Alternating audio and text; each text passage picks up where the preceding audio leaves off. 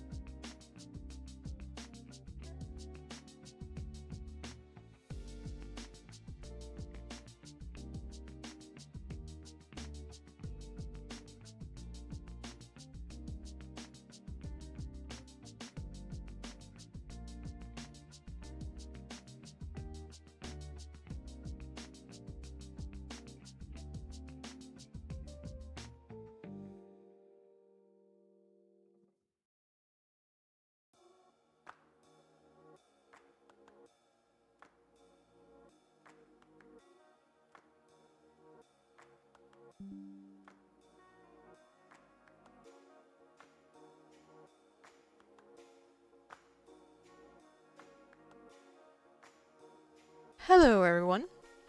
Now it works. Okay. My mic is acting up a little bit for some reason.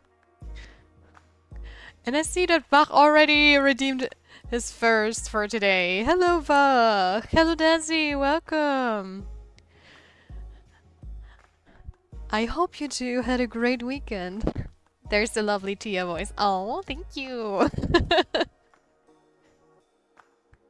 Thank you, thank you.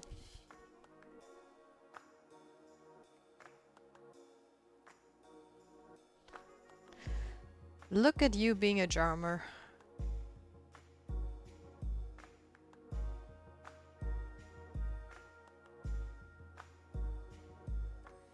And today we hopefully can finally do some coloring. I already started out with the base layer.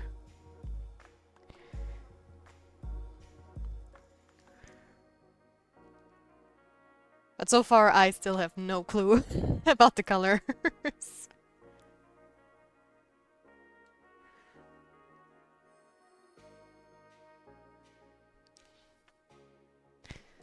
Let's see.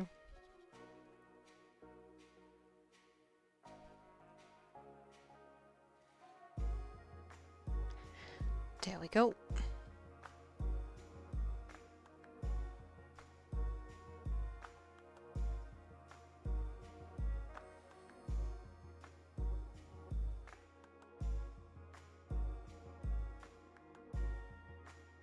And I hope everybody's doing great so far. For me, it feels like the weekend passed by in a flash. And I didn't even know where the time went.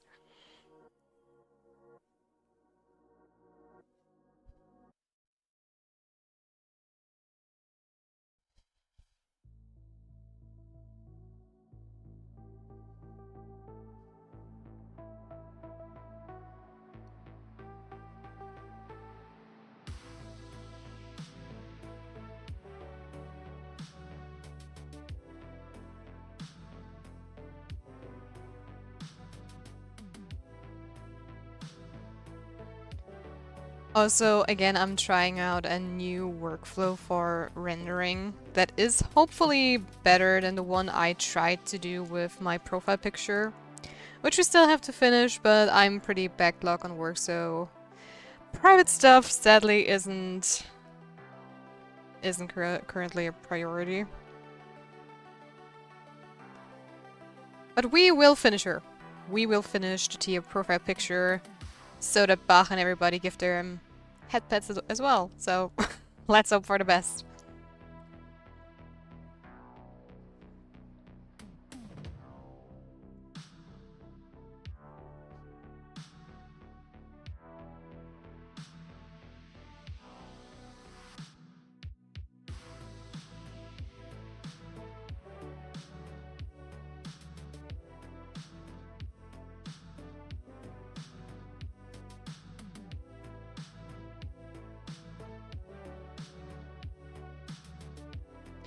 I'm also so ready for summer to finally roll around where I live.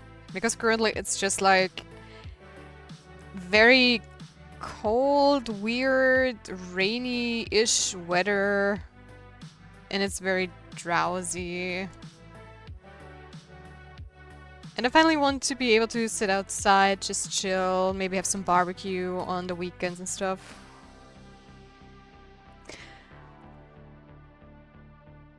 Or the easier way to say it, I'm sick of the rainy weather.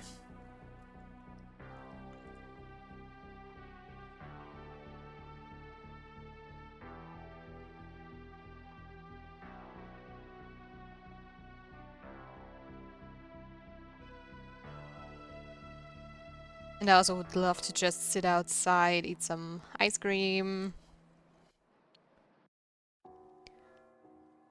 hop into the pool. But no.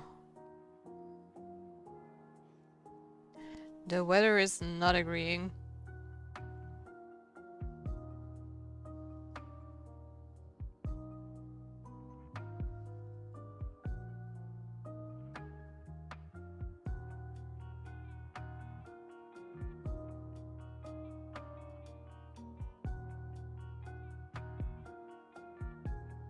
Rain time, yeah, absolutely. I mean, at least it's not snow, so trying to stay positive, right?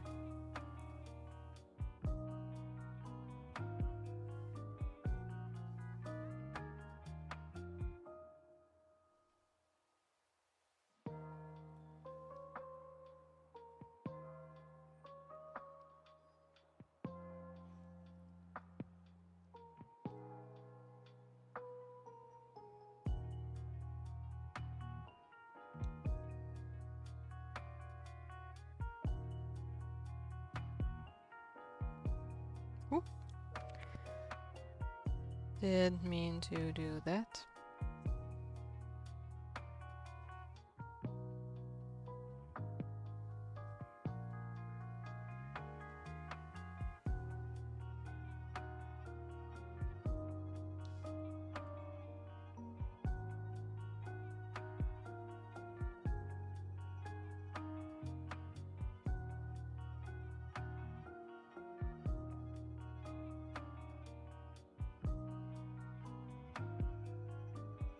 I'm currently trying to think what I did over the weekend, because it feels like the time has passed so quickly, but at the same time it feels like I did nothing.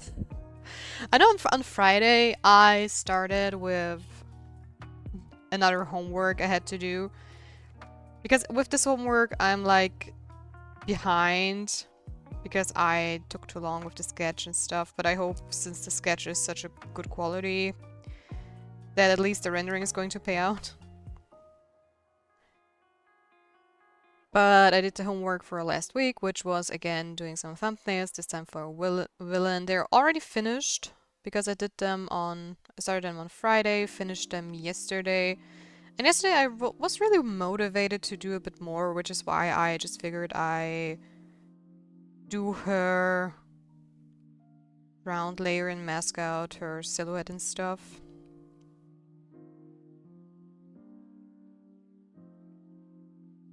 And I even played around with ambient occlusion, which you can see here. See here? For rendering her. But since this is a completely new workflow, I'm still trying to get the hang of it, so I figured I'm just going to do the coloring on stream and keep the ambient occlusion currently offline because I still have to look up a bunch of stuff. I feel very insecure about it. Which I don't mind showing, but I also have to like look at stuff, and I watched a bunch of videos so I get a better hang of it. Oh, what? Why is there still like something there? There we go.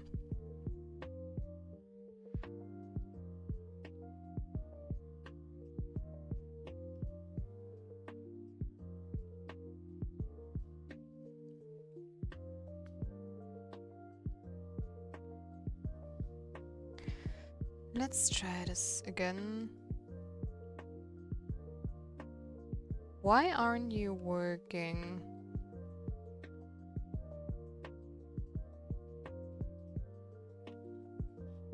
We're skipping the fill layer for some reason.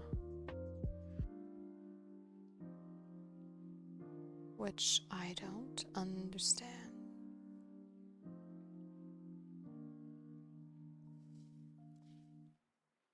Oh.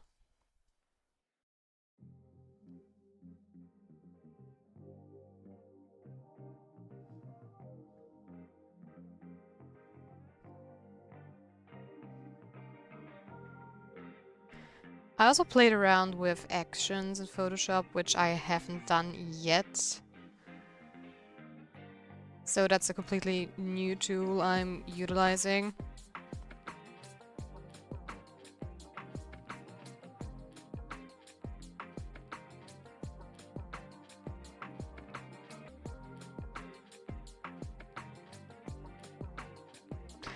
And right now I'm wondering why it's not working properly.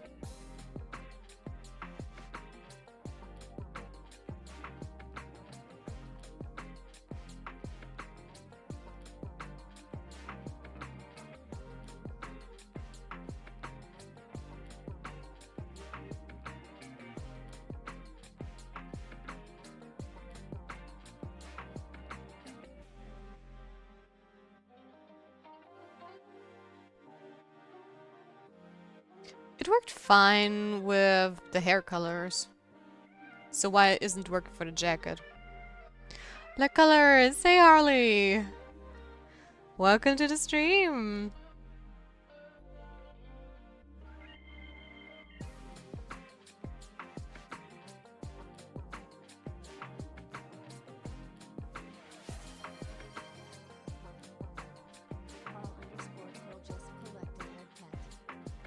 Thank you for the headband. Thank you. Thank you.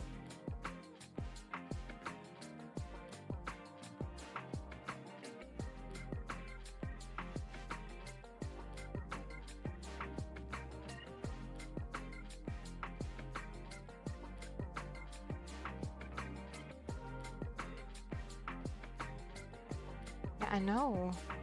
Here it works, but if I cannot select this one for some reason.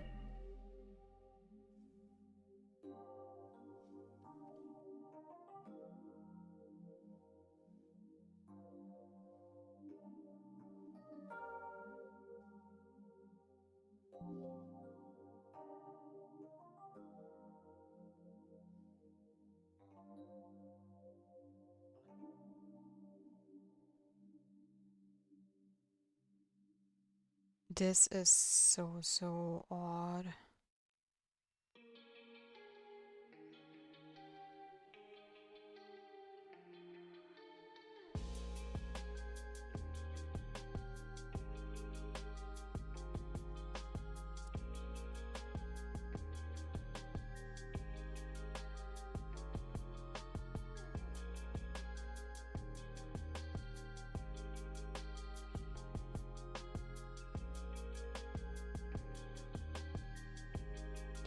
Why did it work for her hair, but didn't work for this?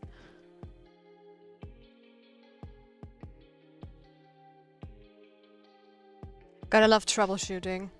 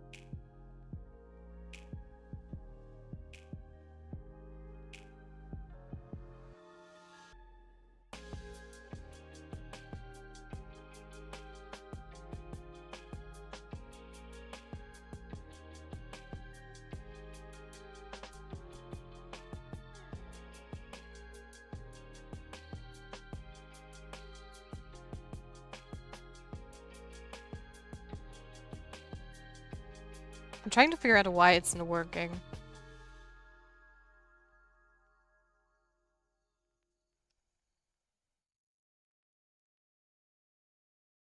It's skipping the fill step for some reason.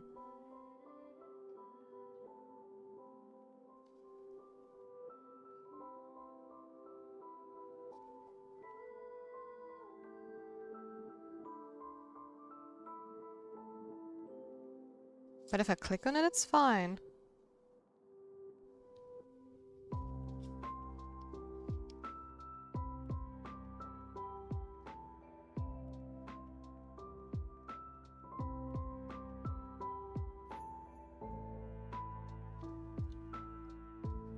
Hey there, Cookie! Welcome to the stream! Hello, hello!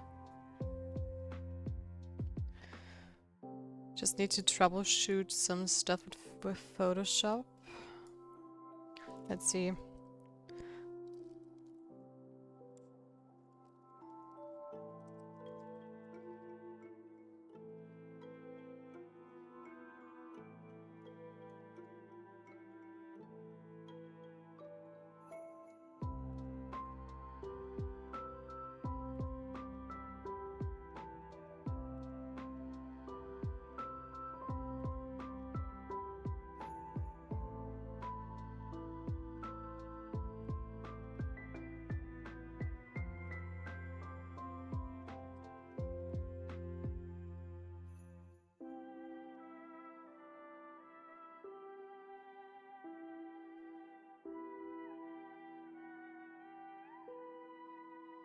I think I'm just going to close it for a moment and see what happens then.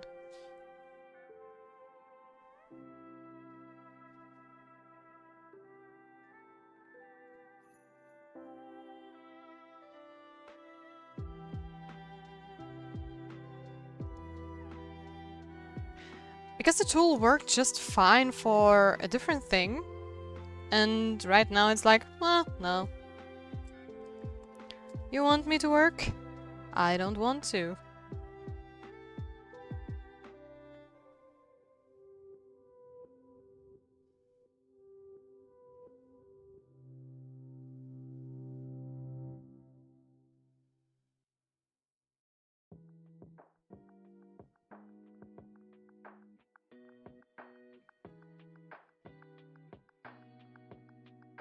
Why doesn't this work anymore?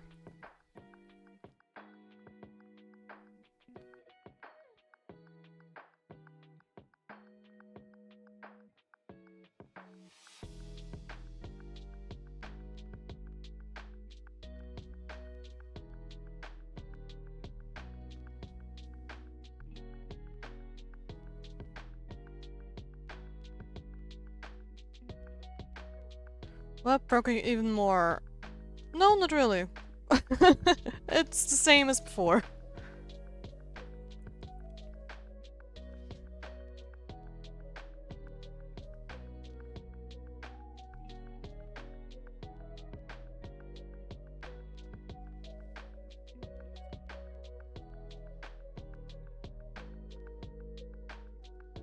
And now it won't switch to a brush. What is going on today?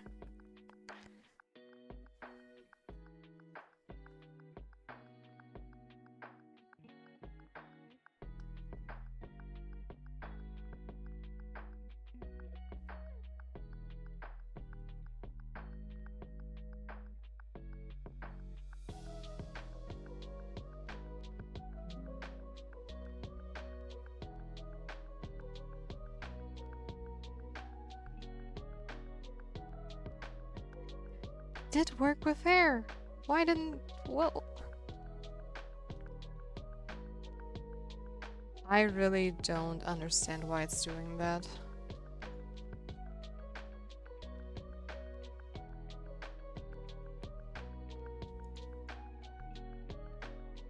It just skips one step, and this doesn't make any sense.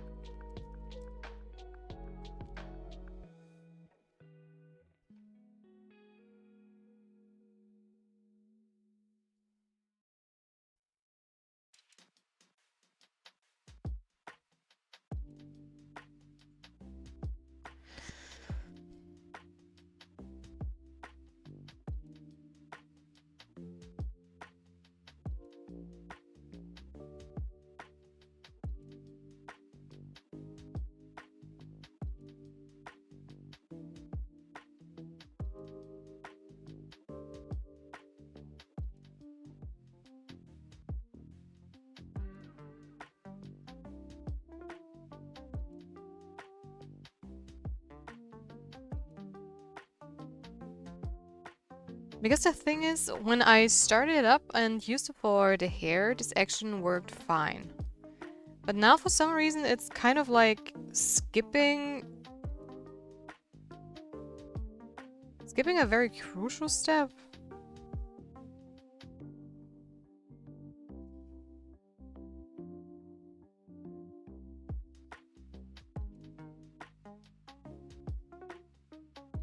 Which I don't understand.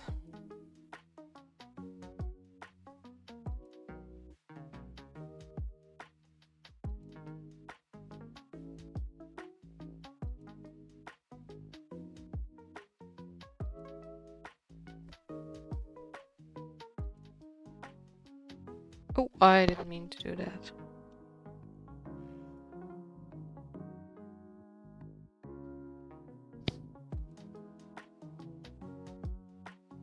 Oh, come on. Delete, yes.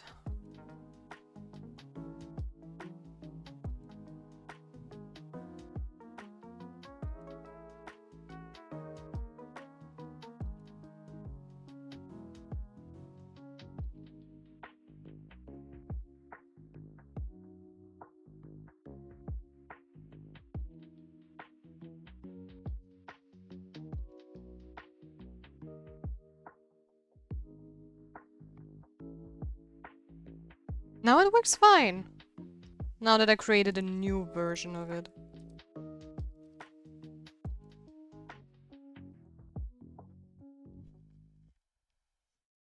Let's hope it stays that way, question mark.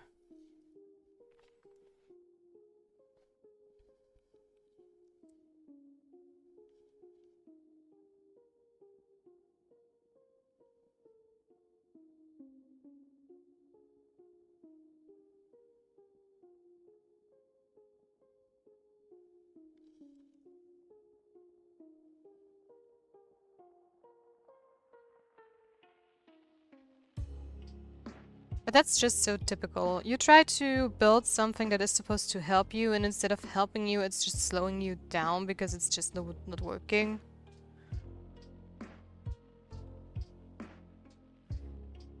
So let's try this again as well. Do this. Play. I don't get it.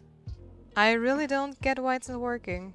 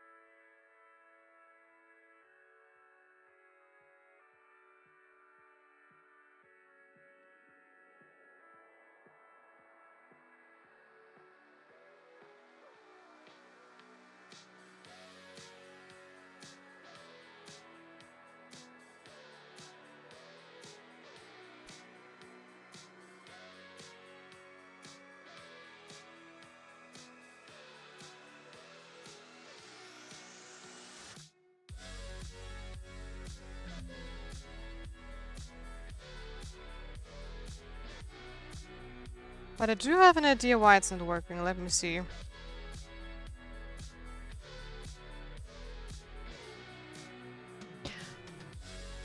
Okay. I understand why it's not working, but now I don't know how to fix it.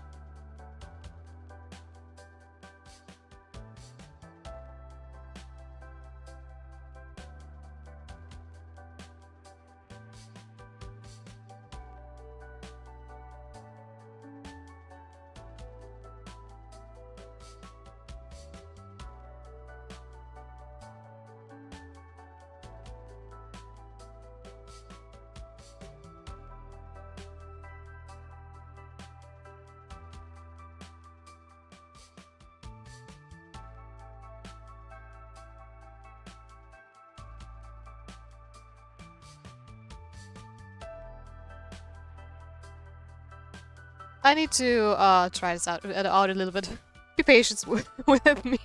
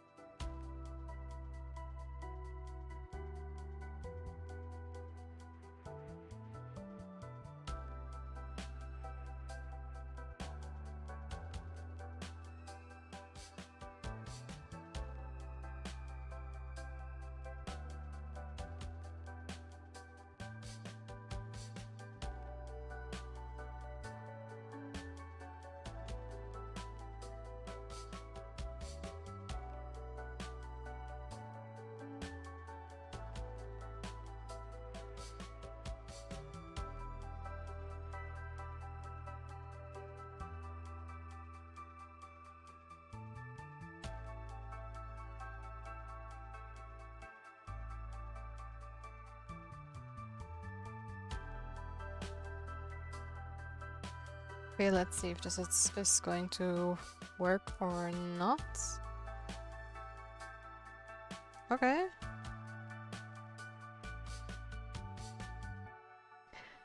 Nope, because now it retains the same color.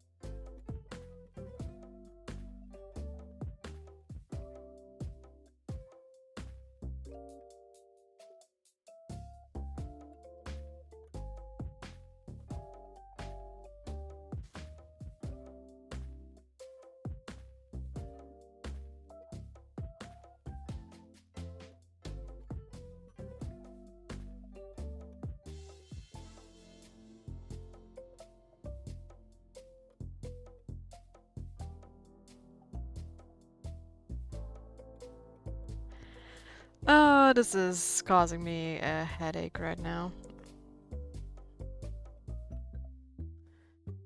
Did you get it to work? No, sadly not. I do know what the issue is, but I don't know how to fix the issue.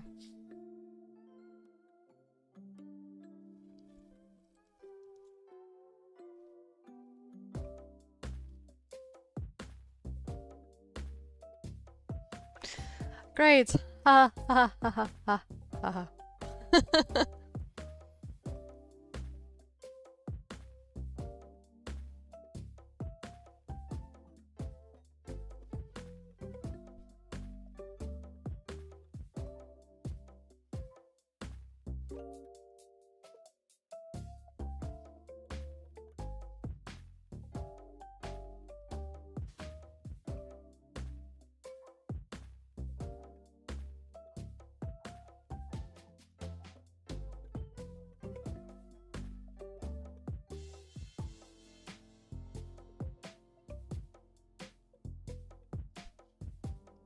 But this could maybe work. Let me see.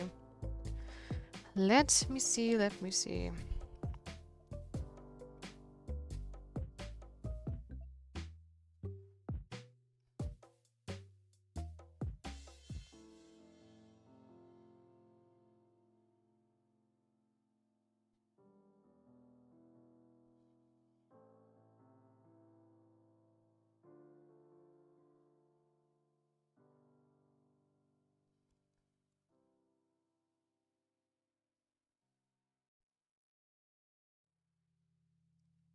Okay, now let's try moment of truth, right?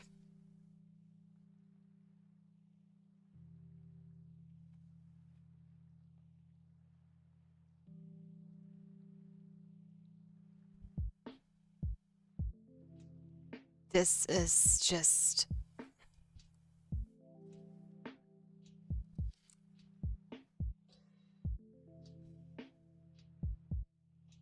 It's the same issue, isn't it? No, I don't know.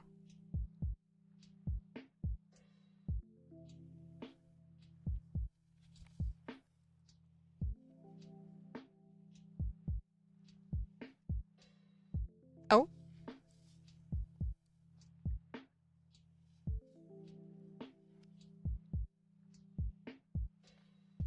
I fixed it! Ah! Finally! Okay. Okay. I think I fixed my issue. There we go.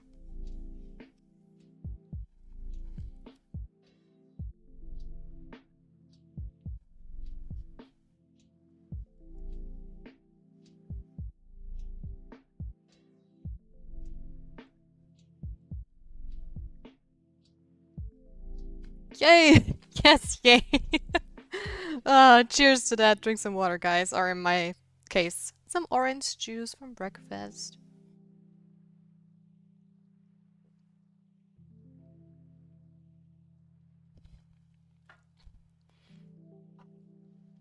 Right now, my drinking situation looks so funny right beside me.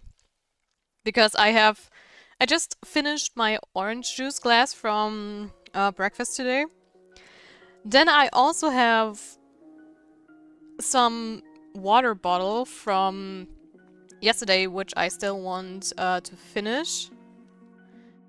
Then I have my usual water glass and my SodaStream bottle so I can fill the glass. And I also have a small glass full of magnesium, which I still have to drink. But I figured I prepare this before the stream so I don't need to leave.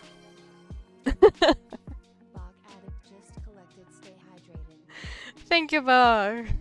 Guys, stay hydrated. I'm not going to drink right now because I just finished my glass of orange juice, but thank you. Yeah, I just have like 3 glasses and 2 water bottles right next to me.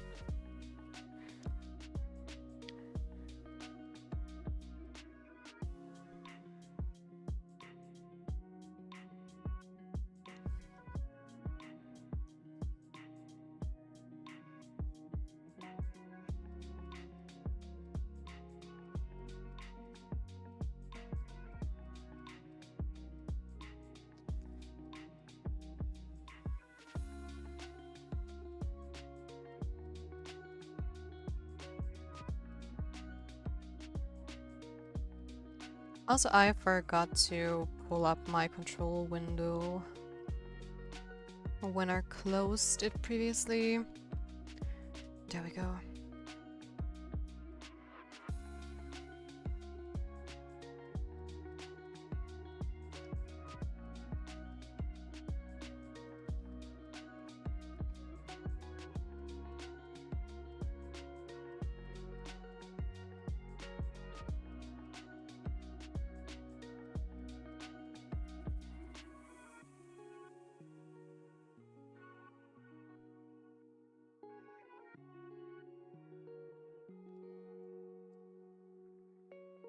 But yeah, this is sometimes how it goes, right? Especially in 3D, often if you get a new plugin or anything similar to that, you often have to troubleshoot it in the beginning to figure out what's wrong, or just have to learn how to manage the tool. Because the tool I just fixed is basically an action. Actions are, I would say, how do I explain it? You can record what you're doing in Photoshop, like the steps you're picking and stuff. So if I play record, I could just say, okay, I record a brush stroke and then erase part of it, and this is an action. And what I did is basically to create an action so I can fill spaces without this weird little edge here, right? In this one. Because Photoshop always leaves this stupid little pixelated edge. And if I use my action, I don't have this issue and I don't have to worry about it. But I've never used actions before. This is like the first time. I knew they existed, but so far I didn't know where I could use them because, of course, you can't just... You could technically, like, do an action where you draw a stick figure and then Photoshop draws it for you, but it's always going to be the same, right? Which is one of the reasons why I figured, okay, I don't know where to use it yet. Wow! Yes. So... Right now, I saw my mentor use it in one of his videos because he shared a bunch of videos with me which I could look through, and I had a bit of time at hand this week, so whenever I didn't feel like drawing but still wanted to study, I watched a video, and this smart tool or smart fill action he used just blew my mind, because this is something that really bothered me with Photoshop, because you can see in a lot of other drawing programs you have like Clip Studio, right, where you have a very satisfying filling tool, Procreate too, and Photoshop is just lacking those skills. But yeah, it's industry standard. So you need to find your own little workarounds, and this workaround is just insanely good. So let's see if I can do this for multiple selection tools too. Bam! And you can see we have it filled out without those strange little outlines. Which is amazing. It speeds up your progress so much and you don't have to worry to go back in. I mean, you still have to check like very sharp edges because the filling tool is not as good with those. But still. I don't use them, so I know nothing about it. Yeah, they're pretty easy to set up, actually. You basically just have to... Oh, you cannot see that because I... Or can you? Wait, let me see. No, you can't see the drop-down menu. I'm screen sharing Photoshop, but you can't see the drop-down menu because Photoshop... Capture Photoshop is kind of weird. No, I cannot... Yeah. I would need to screen share so you guys can see the drop-down menus, but I don't know. But technically I could actually. Wait, let me change this. Make my stream even more professional. Because I shouldn't get any pop-ups on my Wacom usually, because they're always on the main screen.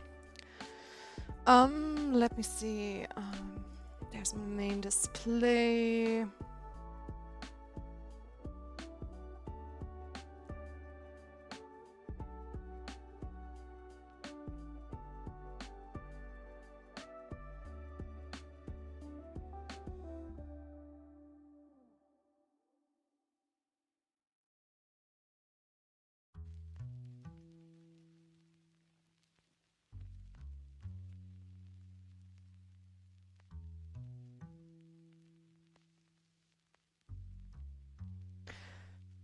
Let's make a new one. Where is it? Window capture? No, because that doesn't work. Where's screen capture?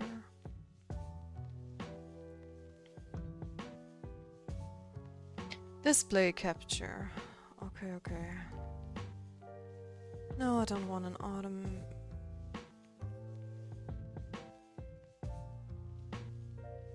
No, that's not what I'm looking for.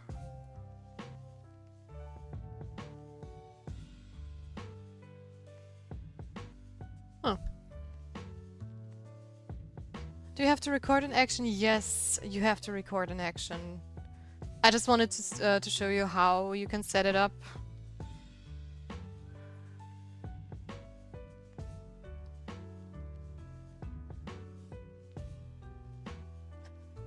But right now I'm a little bit confused. Application, audio input, audio browser, color, display capture, image, slideshow, media source.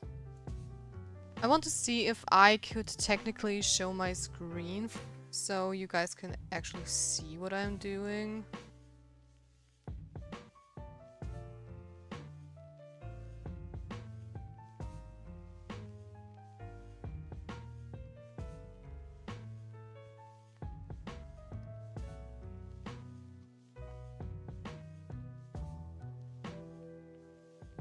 But the problem with Photoshop is you can open multiple tabs, right? And I can window capture the tabs, but if I window capture the tabs, it doesn't show you my drop-down menus. And you might have also noticed that sometimes I do something and it looks like I'm doing nothing, and then in fact I'm like in Liquify or something else, which is a pop-up window. And you also cannot see it. I just figured right now I could try to get it to work, but apparently not.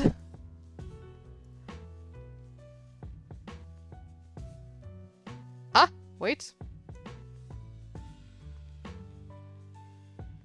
It just didn't see it at first.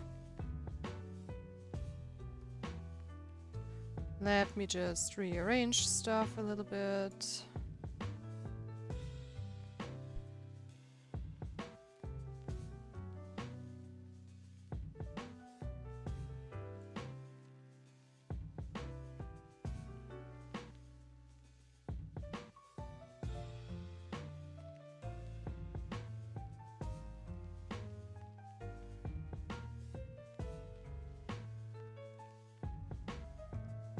I just need OBS on a little bit of a bigger screen so I can see the edges as well.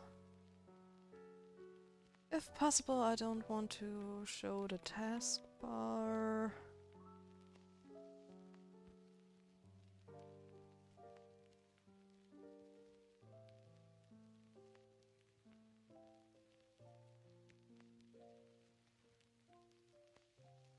Let me just rename this real quick.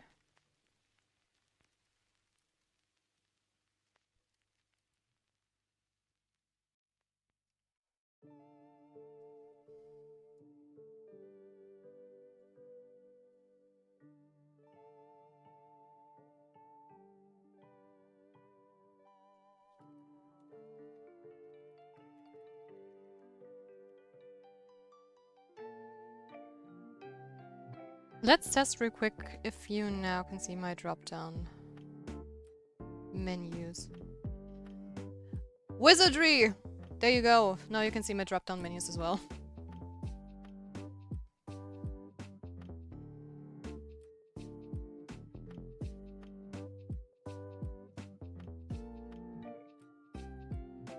And you can see my mouse, which I believe you could before as well.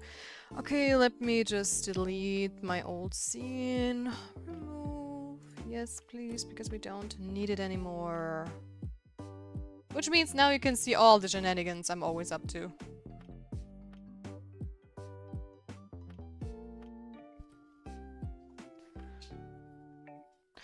Let me just test if we now can also see Liquify, because that, I'm pretty curious, because that's something that bothered me. We can see Liquify! Look at that! Now I can push and pull stuff. And you guys see it as well. Great! Improvement! Look at us go! So yeah, usually to use actions, you just have to go up here. You know, those are all the windows you can open, and I like to have the action menu up because I figured every time I need an action, I just have this little window here. I have it beside the history because I don't need it all the time. And it's very simple. You can use actions for whatever you see fit, basically. And what I did, you can see if I open up the drop-down menu, you can see all the steps I have for this fill tool, which I currently set up, because it's basically, if I have a closed surface, I can just use my wand here. And if I go and click play, it's going to... oh, it's built in. Great. Yeah, it's built in. It's totally easy to set up, and it's absolutely not complicated. You can see I have this smart fill action, which I created just a few moments before. And it's going to basically expand the selection. So it's going to pull this selection here, just a few pixels outside. So it basically, I don't know, I need to deselect. So if the first selection is here, it's going to expand it by a few pixels, and then we have it up here. So that means we don't have it going along this little edge here, which causes it to pixelate it. Yeah, it makes a border. Yeah, exactly. And it expands the border, just so people know exactly what I'm talking about. And the next step is it's going to fill this border, and then it's also going to deselect it for me, so I don't have to do this manually as well. And it's going to use whatever color I have selected as a foreground color. So in this case, if you look to the top right, which you currently can't see because the second window is in the way. What happens if I minimize it? No, then it's still up. Now you can see my background. Look at that. Beautiful. So yeah, technically if you can see my color wheel on the left as well. You can see I currently have pink. So if I just, like I said, I go here, magic wand, go play, it does it for me. And now because I use pink, you can see that the selection was actually a little bit bigger than what we originally had. But then again, if I pick, of course, the local color which I want, it's simply going to fill it with this color, and I don't have this stupid border. Yes, exactly. I just adore this splash art, so I have it as my background. I just love how it looks. And Ari is by far one of my favorite characters, which is also why my channel avatar is basically a fox. So yeah. But back to the important stuff. And for those of you who are curious how to set the step up, I can also show it to you if you want to. Because it's very simple. To make an action, you just have to hit the play button, but I just need to... What you have to do first to set this command up is you have to prepare your area you want to be filled and to just click the magic wand. Because you don't want the action to predetermine what you select, right? So you have this set up, then you just go to the right to your little action panel and you click on the plus sign. Right, so I'm just going to call this showcase, smart fill, so we know. Yeah, I like the character design and aesthetic, not the gameplay though, a bit weird for me. Yeah, I mean, I love playing Ari. I don't know, I love playing mid lane and I like how mobile she is and how quick she is. But yeah, she's my favorite champion. Stuck with her for ages, even though I hardly play League of Legends anymore. So yeah, let's get back to this showcase smart fill here. So you can name it if you want to, you don't have to, you just leave everything else the same and then you hit record. Now you can see, like with any other recording program over here, this little red dot, it says you're recording. So everything or almost everything you click from this point on is going to be recorded. So if I go up here I want my selection to grow. So I go to Select, Modify, Expand. Then I can pick how many pixels I want it to expand. For me, 3 pixels is totally fine. It works for most cases. It's perfect to go into the edges, but not overboard of most of my lines. And if I hit OK, you can see here we now have expand. And if I go on the drop-down menu, you can even see, okay, it's by 3 pixels, without effect at canvas, yada yada. Perfect. Next, this is where I went wrong before, and I'm going to explain why in a second. You go to Edit, Fill, and then here you have this little fill icon, right? For most of the time, it's going to be a content-aware AI-generated fill, so you want to change it to foreground. Then it's going to pick whatever color you just have selected. Click OK. Now it's already filled. Technically, you're already done, but for me personally, I like to deselect it, and my shortcut is just Control D, which is, I think, also the base. I think I've never changed it. And then this is basically done. We're done with the Smart Fill option, so we just need to go over there to our action panel and simply click Stop. And there you have it. Now you have your content-aware or your showcase fill too. And if I now use it, click play, it's done. You don't have to go through all the menus, you don't have to bother with picking a right color, it's just going to be done. And like I said, the only thing where you have to be very careful is if I do something very spiky and do the same, you can see it's not doing a very good job here, right? There. So you still have to go in sometimes and just fill in those marks, or you can still draw over it as well, so it's not a big deal. And this is basically how you can create any action you want. So if you have any complicated, like, I don't know,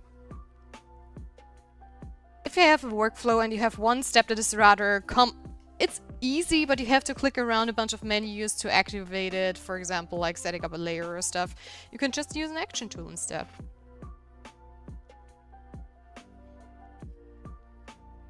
And for me, it's also a completely new thing. But it's so easy to actually control. Yeah, that's okay though. Yeah, absolutely. And the thing that went wrong before was that I tried to use the simple paint bucket to fill it in, right? Which caused a problem with my action tab.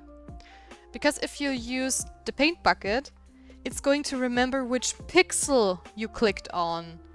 So if I record an action, you can see like, okay, you want this action to happen, and with the bucket you are going to pick pixel 2731 in this and that column, and then it's always going to try to take the same pixel and color it.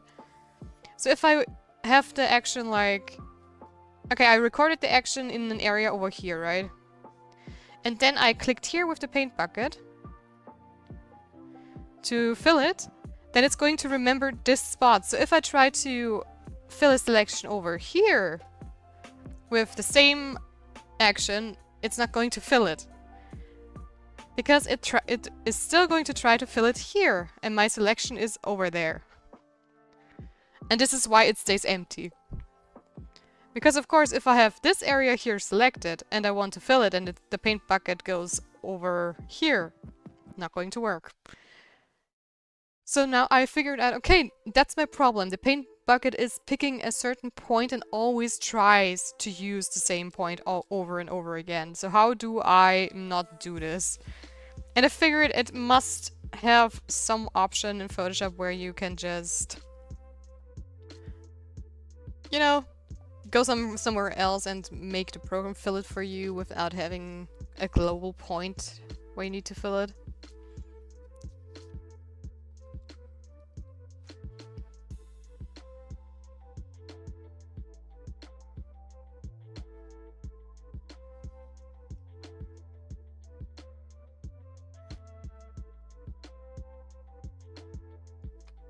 So yeah.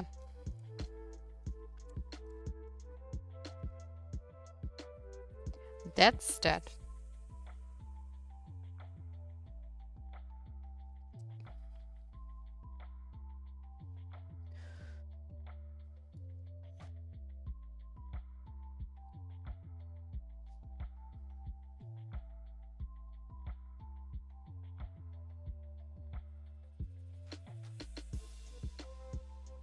Very nice.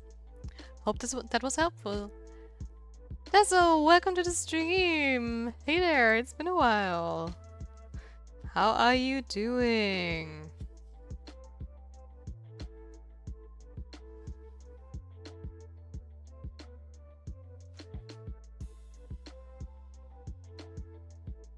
I'm fine, thanks. You? I'm also fine. Again, you're from home office. That's alright, so you're probably going to lurk, and I still appreciate the company anyways.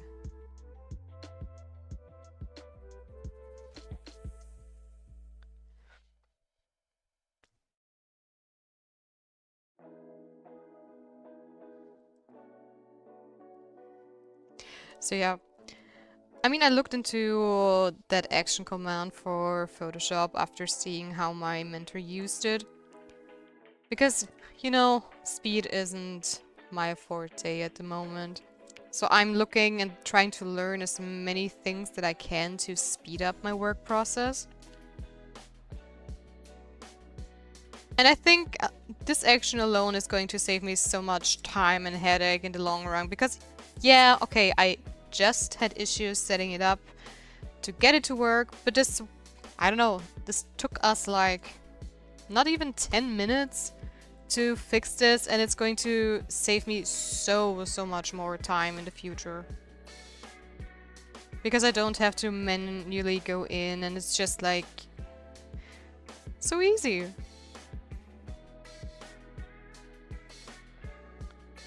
It's like with using shortcuts, right? If you don't have to click 10 times to do one thing, which takes you a minute, and you do this every day, it's going to take you an hour at some point.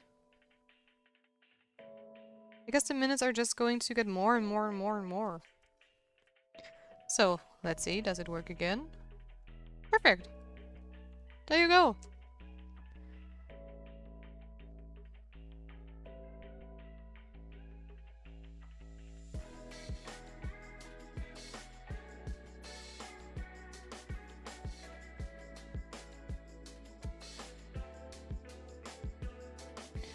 But I think I'm going to keep this on a different layer, because I want this to be transparent.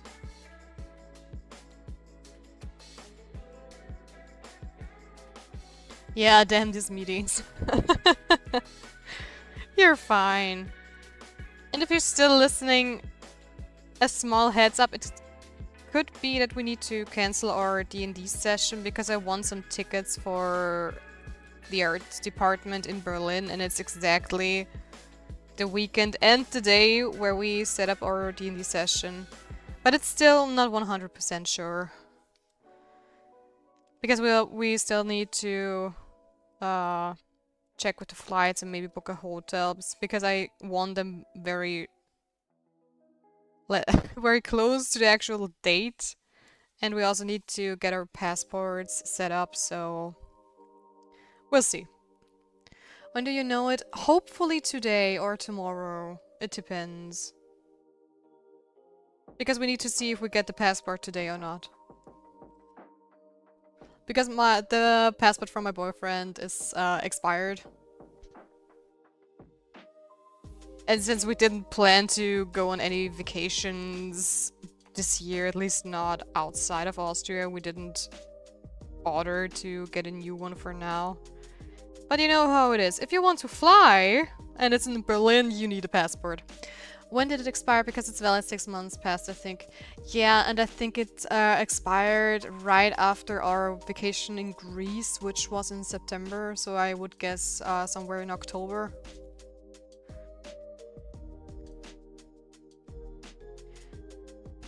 And he can't even pick 12 2024 anymore as an option for a valid date, because we also tried that.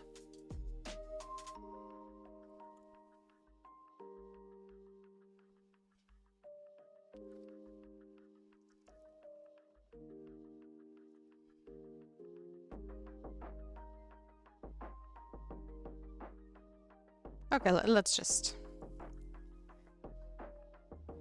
keep it like this.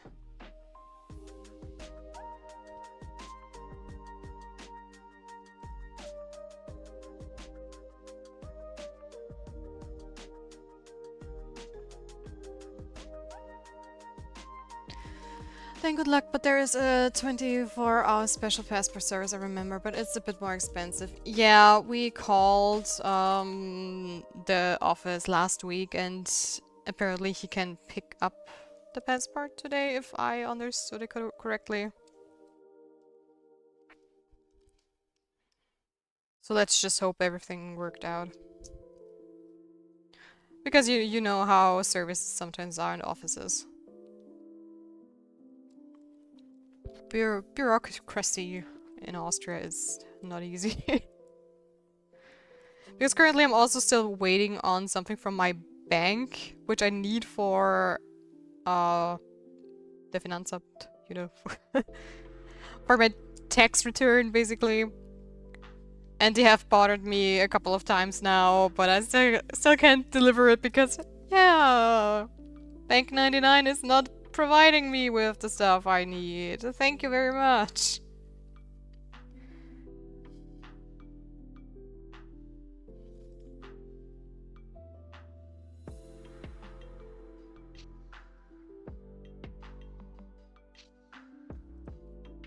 Okay, let's see how dark do we want this transparency to be.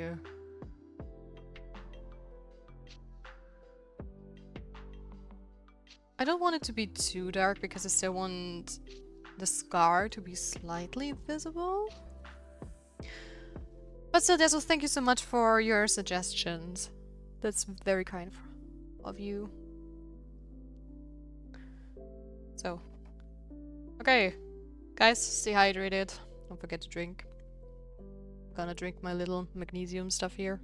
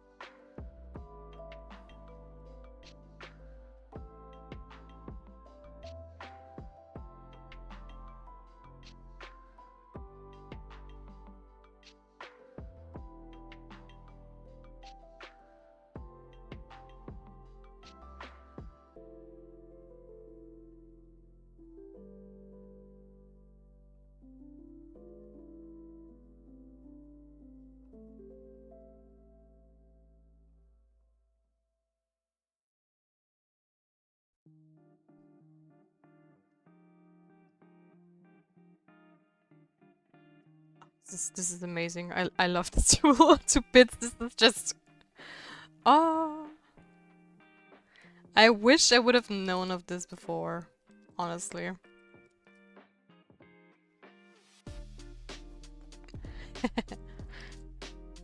The only thing I really also want to find out is, I know you can use the move tool to like figure out which layer it's on, right? But if it's in a group, it's always going to take the group. Oh. Look at me! Problem solving already. Yep. I just figured there has to be a drop-down menu with this right setting, right? And there it was. Magic.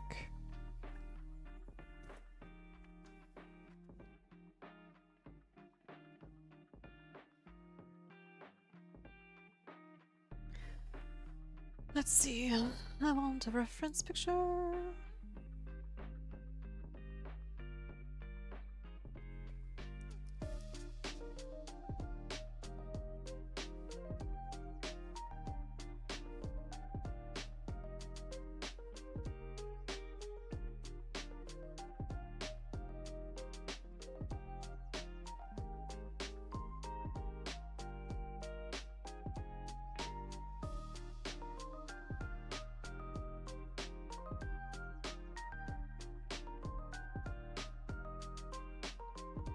Wait a minute. Will you look at that? Because I'm screen sharing, I can now even show you when I look after references. Oh, this is great.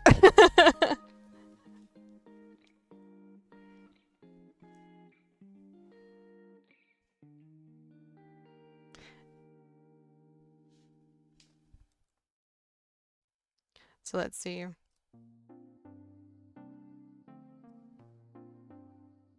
Yeah, look at us being even more professional every day. Aren't we awesome?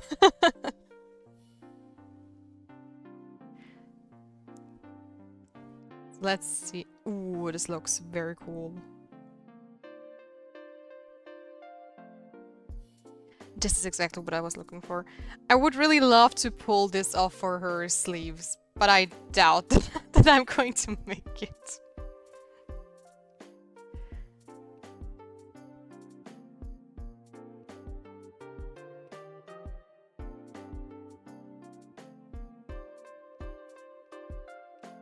It's slightly translucent, right? But still so interesting.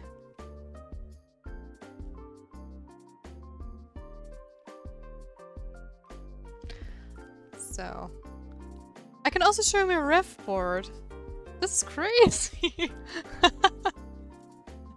Look at us being pros. There we go.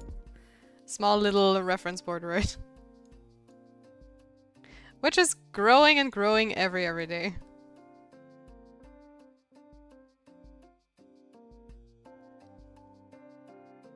I think I showed it once in a very early stage, so...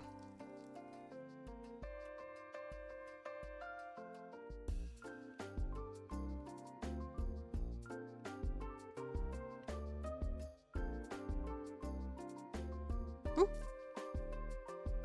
Let me zoom out, please.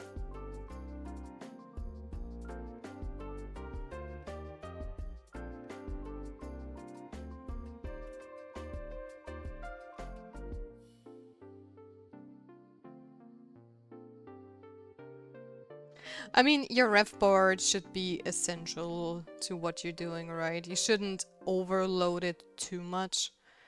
Because if you have like 1000 references, you're going to struggle. Firstly, because you need to find your stuff, and secondly, you're wasting a lot of time if you like search for 100 references.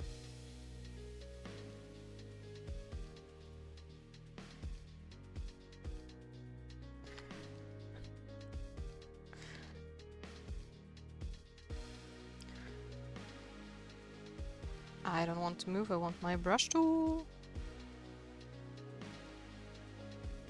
I don't even know if you're being sarcastic, Cookie, by the way. I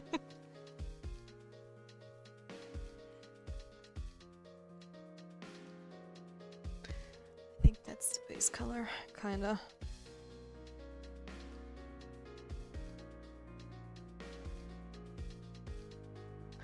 I am. Good. Whoop! I didn't just shoot my pen into oblivion.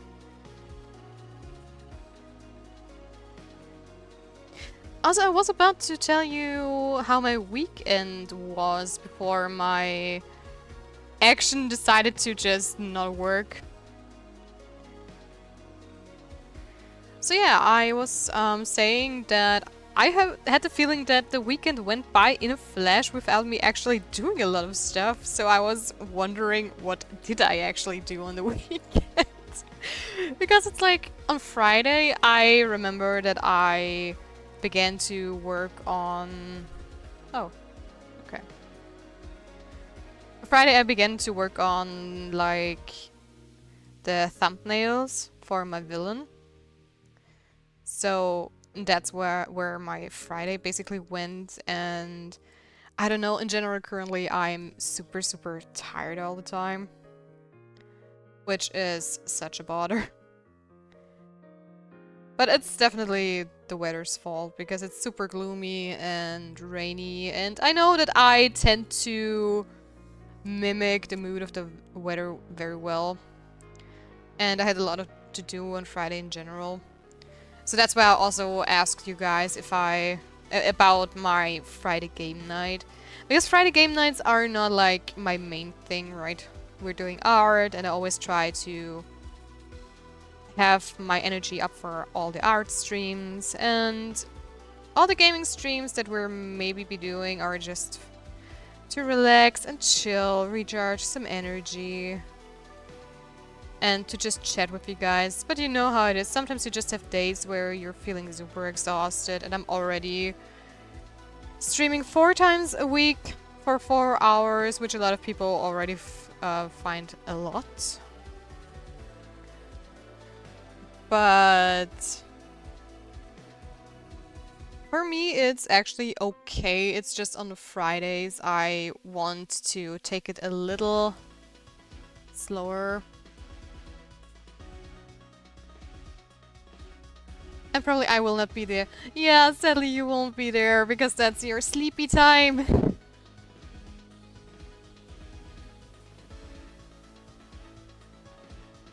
Because I start at 6 p.m. my time and end at 10 p.m. my time, which is probably when you stand up again. So, when you wake up again, sorry. So yeah, it would be tough for you to catch the stream.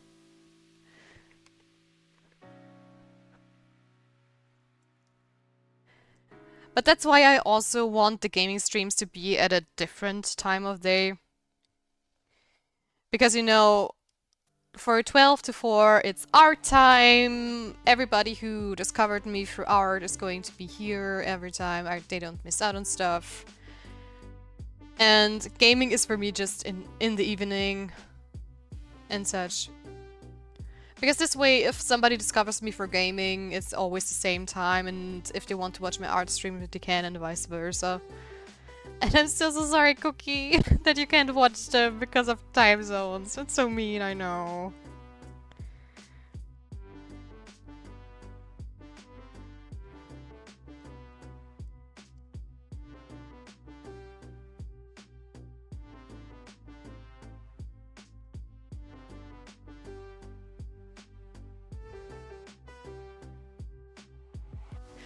When will this be? The gaming streams, they are in... If you guys want, you can look into my schedule, because every Friday evening I have a gaming stream scheduled. But the last 2 weeks I didn't do a gaming stream, so it's probably also when you were asleep, Bach.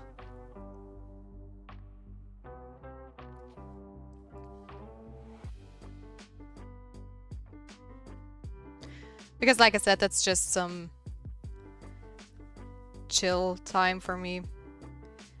Because I am going to have like... Just say you hate me, it's fine. Okay, I hate you, Cookie. Now it's out. You figured it out. It's... now you know the truth. Bitter. Okay, for you it's 4 a.m. to 8 a.m. Interesting.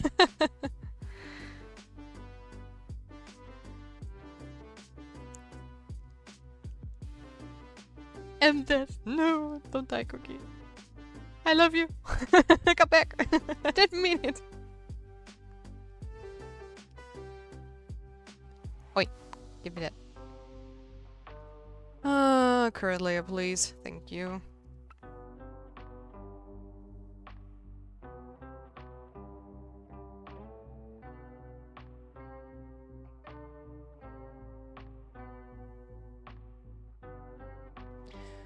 Oh boy, I erased the wrong layer, didn't I?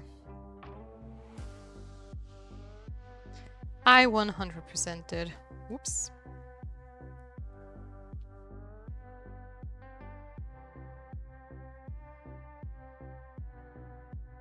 Yeah, that was not smart enough.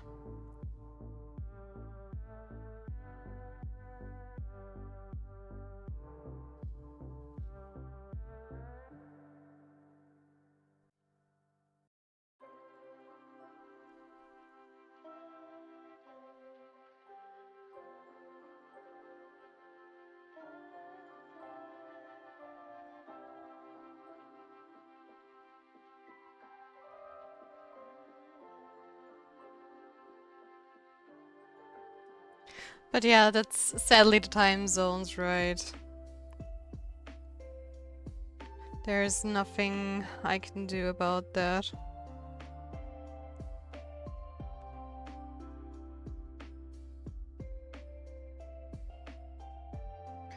Because if I would always love to do art streams before gaming streams, right? So probably the issue I would have if I say, okay, then I'm going to do more art streams in the morning, but then you guys would probably not be at home to watch it, right? Or stuff like that, so.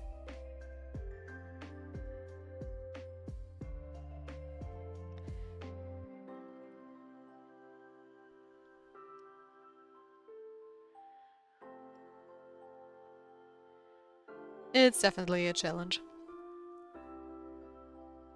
And I have to sneeze, which I don't want to.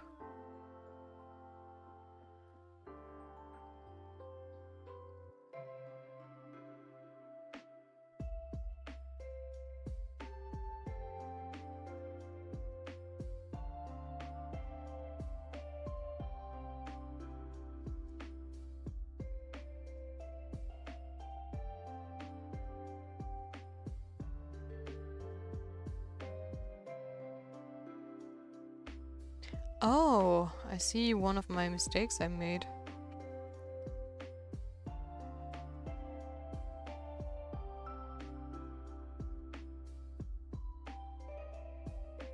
Because when this is transparent, I cannot have like...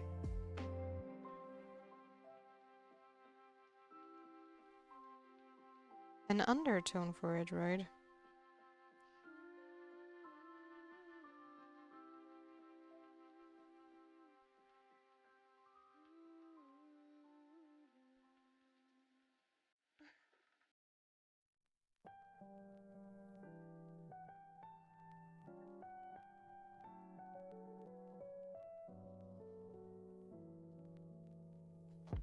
Yeah, but most streamers will just stream at night because, you know, they have day jobs. Yeah.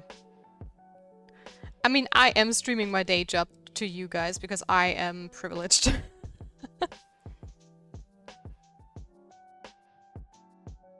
Because usually it's going out also to be commissions, right, and stuff, but... the stuff I can show, I do in the morning. Just the stuff I can, I do after lunch. Yeah. But hey, it also gives me an awesome opportunity to just meet guys all around the world, right? Because right now, I would have never met Bach or you or some of the others if I would have streamed like only at night.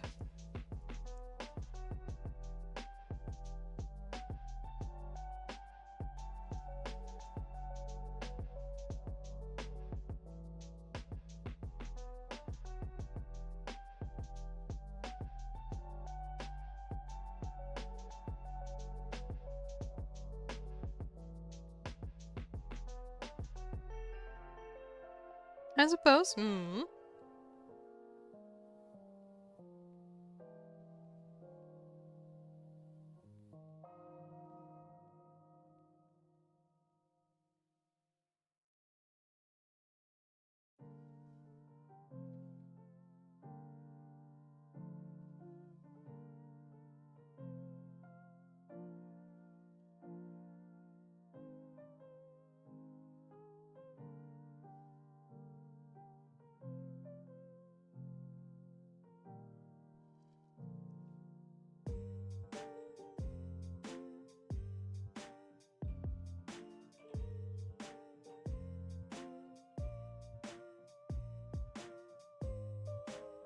That looks way more transparent than before. But now I still need to tweak. I want it to look like...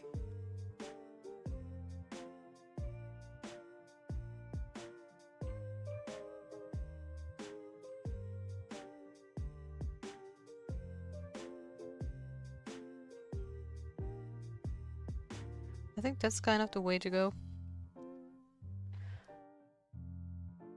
Oh? What's up?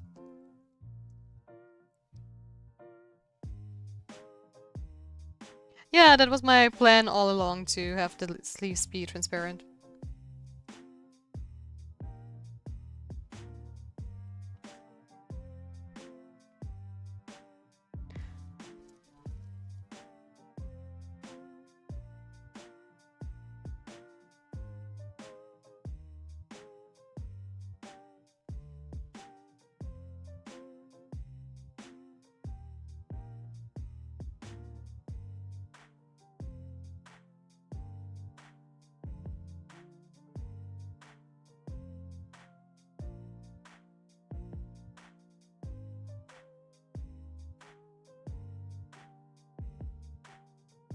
But why I didn't know this was a water character? Because it's going to be futuristic and I just want to play with different stuff. For example,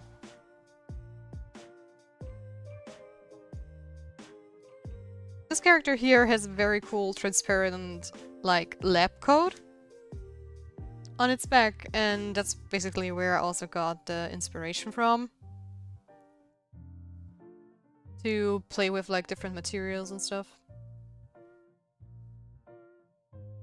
And I think it's going to fit into the setting I'm going for very, very well, so...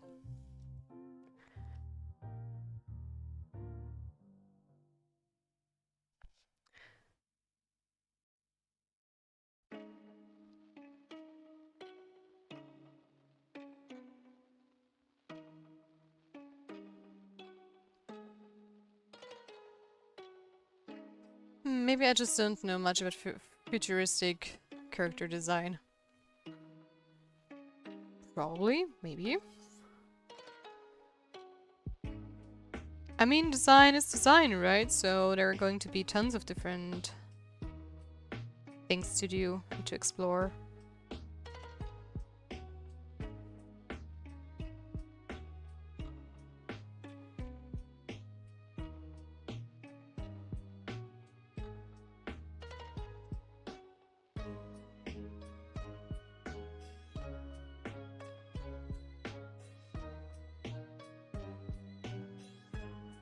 For me, it's just a new great opportunity to just try something new.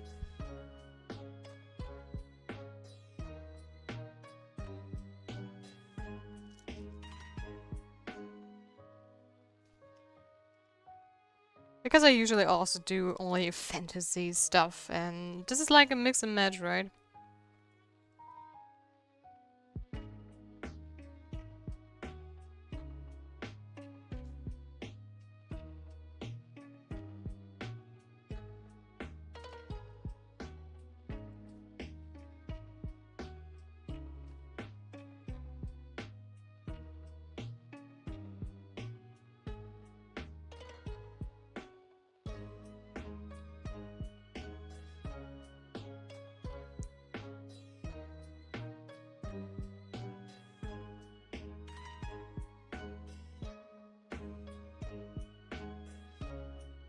Also for me, it's always so fun to experiment and search for new materials and textures to use in designs.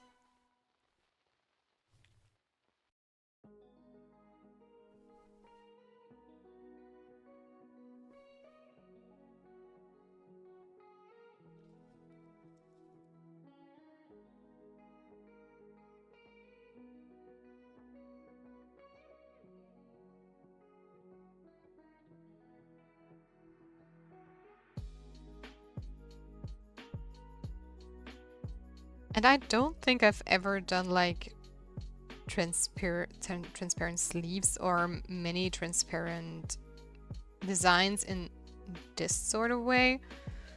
Like, sure, I've done laces, tights and stuff, but never something like this.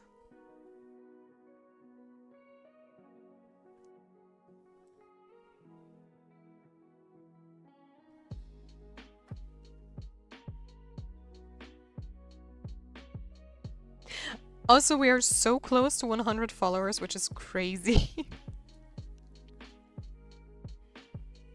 By the way, I don't know if some of you noticed who have been here last stream as well. I have fixed my little issue with my subscriber count.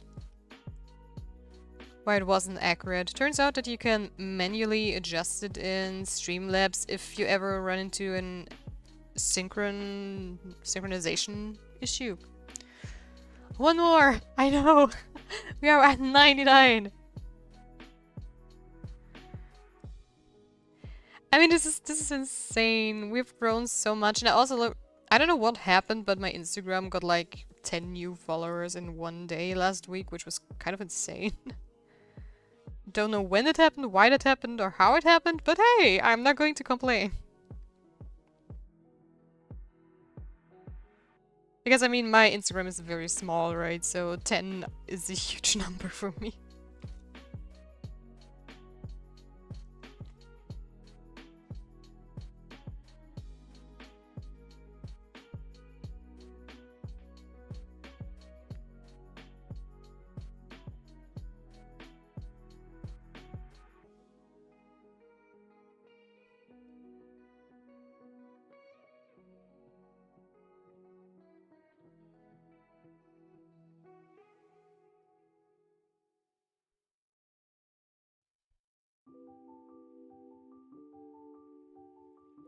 Also, back to telling you what I did this weekend. Silly me.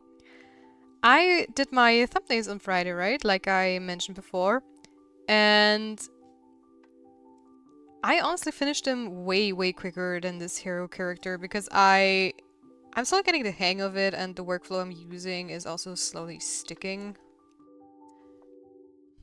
So I don't have the same issues than usually. There we go. Look at it. Look at it. It looks so good. It looks so good.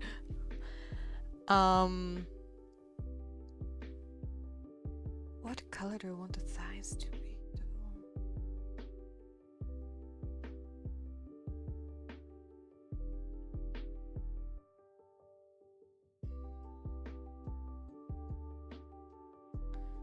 Yeah. Oh, Instagram, I go and follow your dad too. Oh, thank you, Cookie. Thank you.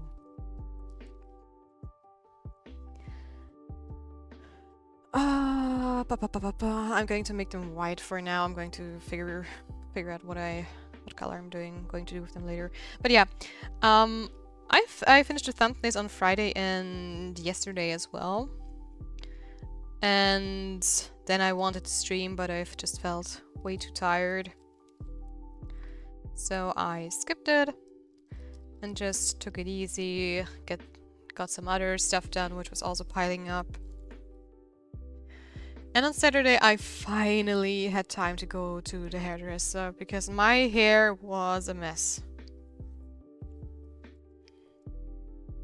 And right now it feels so healthy and colorful again, which is amazing.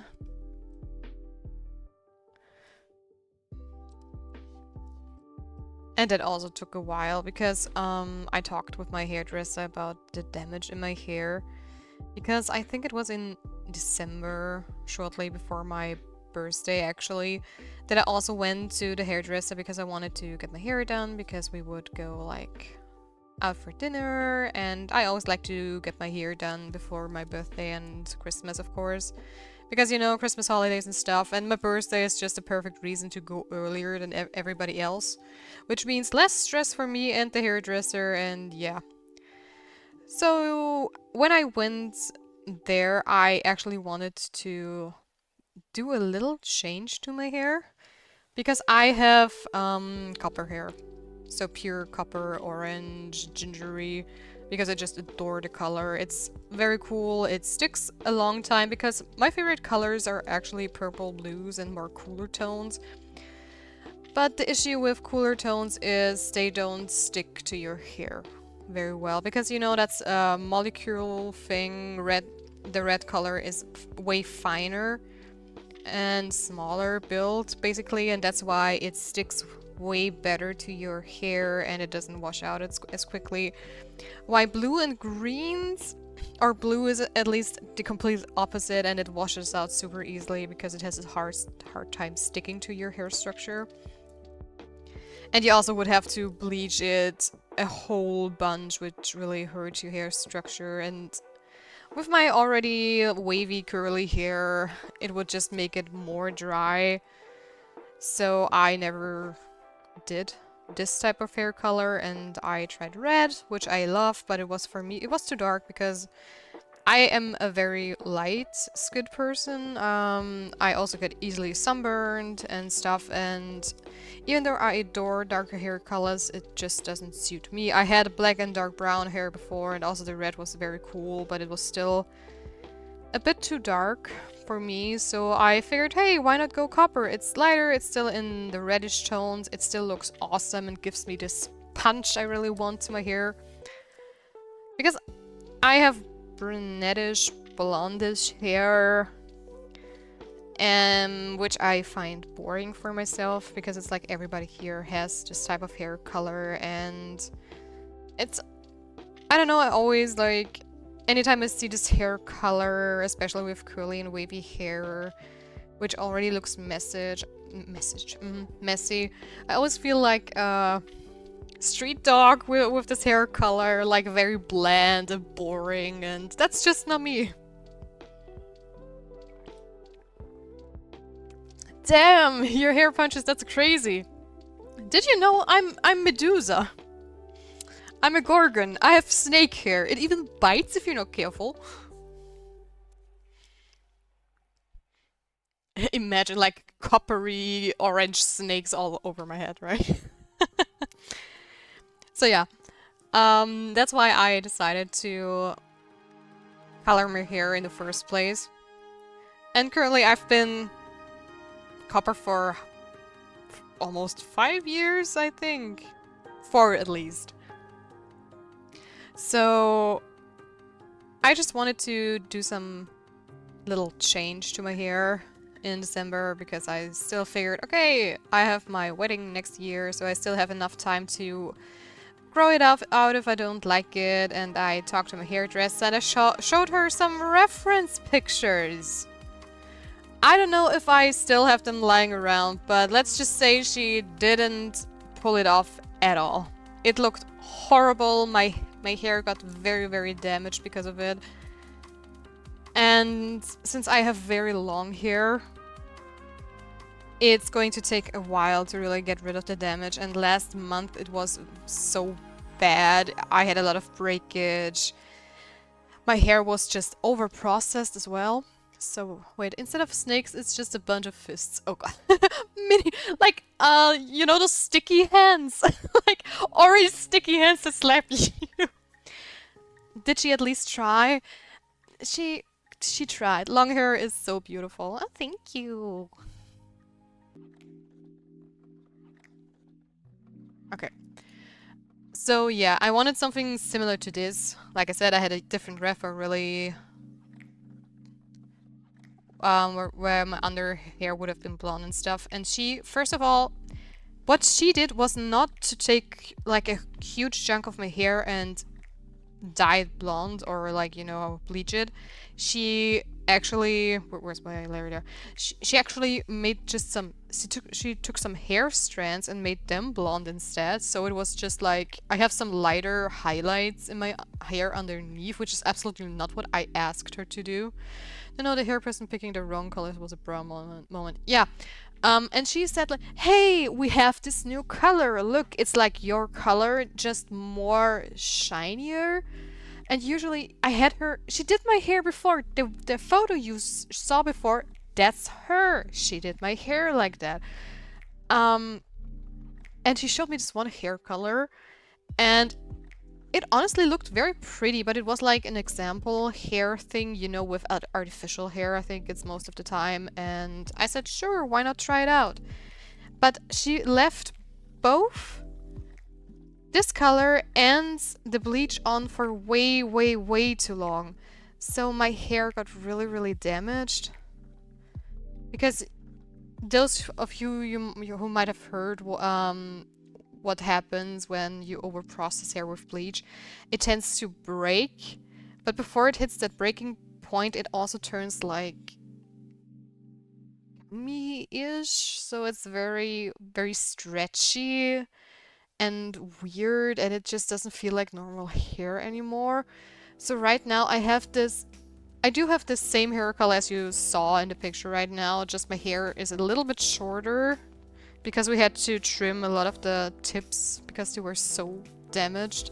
And we did some hair repair as well on Saturday because it's just so rubber hair. No, it's really true. It was rubber hair. It felt like pulling a hair tie or whatever. Let me see. Overly bleached hair.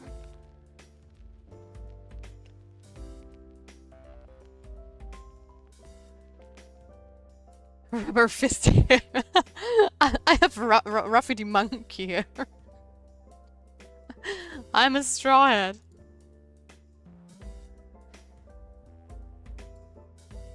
Yeah, I mean, this is, I think, one of the... Oh, yeah. Put it into a mask layer. Then people can see it, definitely. So very overly stressed and bleached hair is going to look like this. It looks very noodly and awful and stuff. I mean, mine is not that damaged, but this hair, if you tried to pull it, it would stretch and then break, which is so awful. Yeah, Luffy hair. Gamma Gamma no hair punch, or whatever. Imagine Ruffy's hair being rubber too. That would be so funny. I mean, I haven't seen like the newest things of One Piece, so I might be a bit behind and he has rubber hair, but still. So.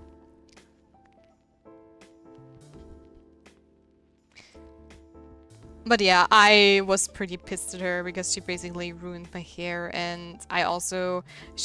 When we were done, I looked at the mirror and I was so disappointed. I was also very...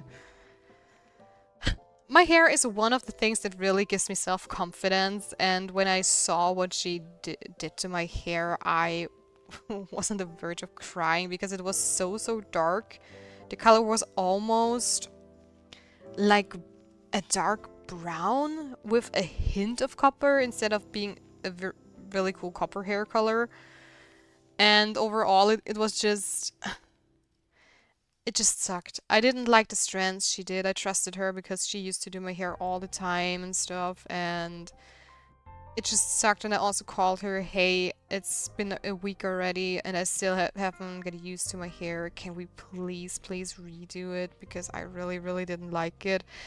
And I also asked when I should come in because I knew we bleached her hair, and to get back to the lighter color we also needed to bleach her hair. And I was asking, hey, how long do I have to wait so I can come back to you guys for fixing my hair? And she said, no, it's no problem. Just come back here next week and we're going to take a look at it, how damaged it is. Because if it's not damaged, then we can just do the bleach again. So that's what I did. A couple of days later, I went back to the hairdresser and she looked at my hair and she said, no, it's fine. Let's just, do this. And the good thing is I didn't have to pay for this treatment because they have screwed up my hair and it wasn't... the color and everything didn't turn out how I wanted it to be. And she also knew it, so she already said, okay, if I don't like my hair in a week's time, I just get it for free, which is great. But then we redid my hair and stuff, and it just... They also overprocessed my hair. And that's just not good. So... When I went back there, which was not just a Saturday, but the appointment I had before that, I think a few months ago, I also heard that my usual hairdresser left. They just quit their job. So maybe that's also why she basically ruined my hair, because she didn't want to work there anymore. What? Yeah, she was gone. She didn't get fired or anything, but she just left, and I think she... I don't know, I haven't talked with them about it, but I think she just opened up her own salon somewhere else. And that's totally fine, right? But she just didn't work there anymore, so I figured, okay, if she really opened up her own salon, then she would have known during December already that she would open up her own salon, so she would probably... not treat me with the same kind of like mentality like she usually would, so yeah.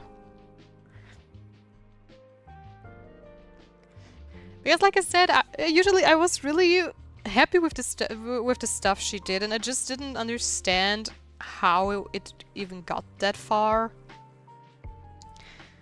So yeah.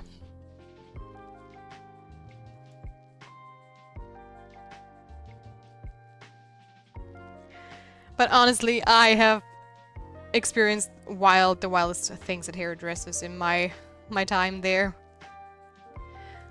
I would say this is not even the worst hairdresser story I have to offer. It's like the second worst, because in the end I got it for free, changed for free, everything was fine, and yes, oh god, hiccups. Currently my hair is damaged and I had to get it a bit like fixed and stuff. But it's hair, it's going to grow out, right? But this other time before I discovered my current hairdresser was even worse. Because that lady basically screwed my hair in a way that was just... I don't know, even I, as a complete noob hairdresser that only knows like basic stuff, like, okay, if you bleach your hair too much, it's going to be stretchy and break and awful. If, I don't know, I know basic color theory, right? And yada yada, but I'm no professional. And this one hairdresser made me go like, dude, how did you get your fucking license? Because in Austria you have to do a very strict like program and stuff, and a test that you even are allowed to work on people's hair. So for me it's just like, I'm still sitting here like, how did you get the permission to do this? Good thing I'm a guy and I just get a fade and get out of there. Dude, you have no idea how jealous I am, right? My problem is I just love long hair. I love it. I have no preference like for other people, because as long as the hair cut suits them, I'm totally fine what they're wearing. So yeah, for me it was like, I would love to have short hair sometimes, but my hair is just super wavy and loves a long haircut. And anytime I see a guy or some of my friends who have short hair, I'm like, you go to the hairdresser. You are out there in like half an hour or sometimes less. And I'm sitting there like for 2 to 3 hours getting my hair done. And I don't even want to look at the bill.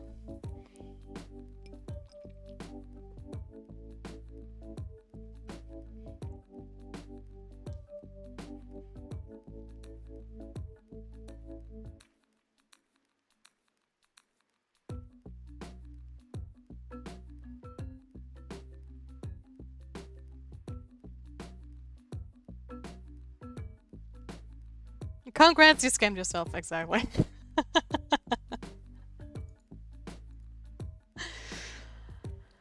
No, honestly, it's just so funny.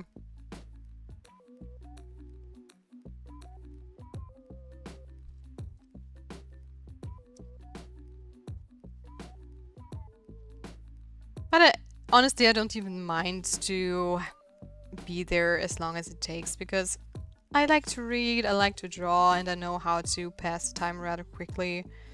And yes, it is more expensive. I also need more hair product to really get it shiny and make it look nice, but that's just what you need to pay for long hair, right? That's just what I chose to do. So I'm not going to complain. You can always wear hats. No, wait, never mind. No. Do you know how my little hair snake slash gummy fist hair react to hats? Nah. I'm even reluctant to use one in winter. Because I have so much hair, it acts like a hat or almost. Because in summer I rarely wear it down because it's so hot.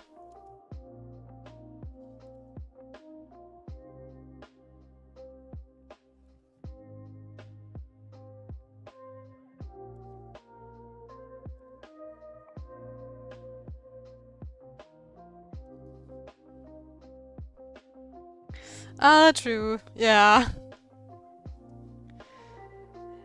I'm also a little bit scared of my holiday I have planned for 2026, because we're probably going to Thailand. And I don't even know how my hair is going to handle the moisture. Because, like I said, I have wavy, frizzy hair. Or it's not that frizzy, honestly, but I think the moisture there is going to make it very frizzy. Anyways. Oh no!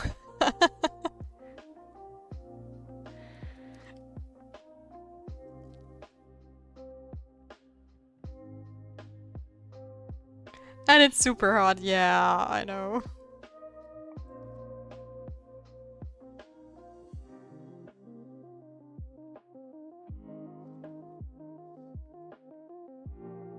But I think we're going there during December, where there isn't like rainy season and stuff. And it's supposed to be a bit cooler.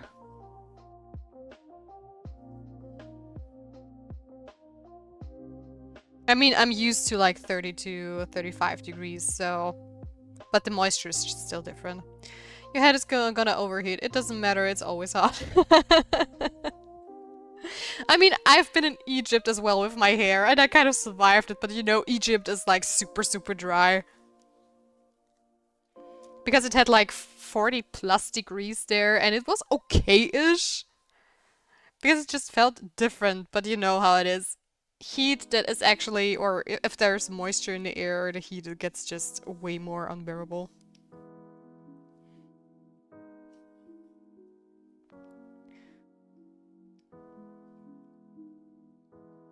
Let's do the bones. Love some beigeish color. Yeah, I think that's okay. No, I like the previous one more. Just not too light. It's humid, so it's different. Imagine sweating 1,000 times. It's horrible. You are located at the Philippines, or where are you located? I completely forgot. Sorry, Cookie.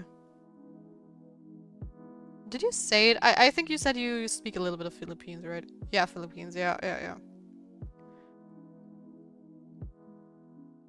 I just come and visit you, Cookie. No, I know it. I know moisture is just hell because I know how it is in Austria, right? If we have like summer and it's rainy season and we have then like 30 degrees and on the next day it's already so sweaty and hot. And I don't even know how much the moisture is in Thailand. But I really wanna go there. And I'm sure I'm going to survive it. It's going to take a bit of getting used to it, definitely, but we're going to stay for I think 2 weeks. So I'm pretty sure I'm going to adjust. Hopefully.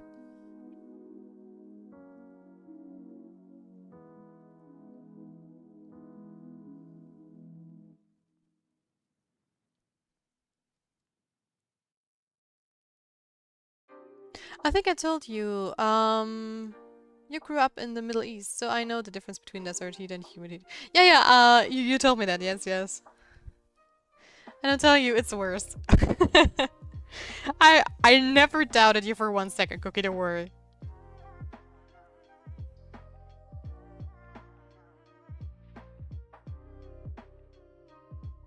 I'm just going to tie my hair in, or braid my hair into just very, very tight braids, and then I shouldn't be too bothered with like the hair sticking to my face.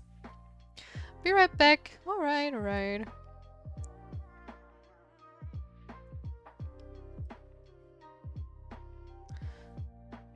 Is this the right color? I still can adjust it later as well.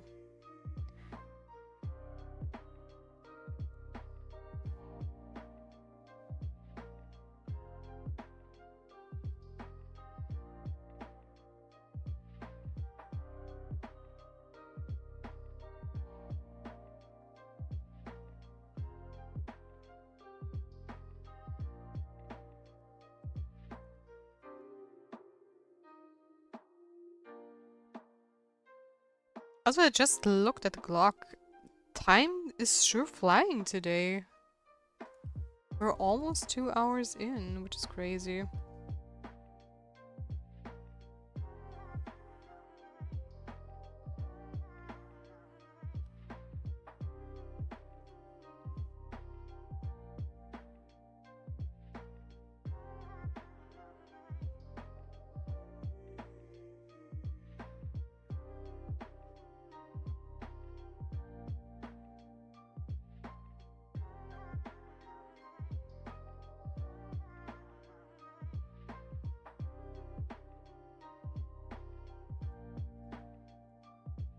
So yeah, what else did I do on the weekends? I know I need to sneeze. Woo.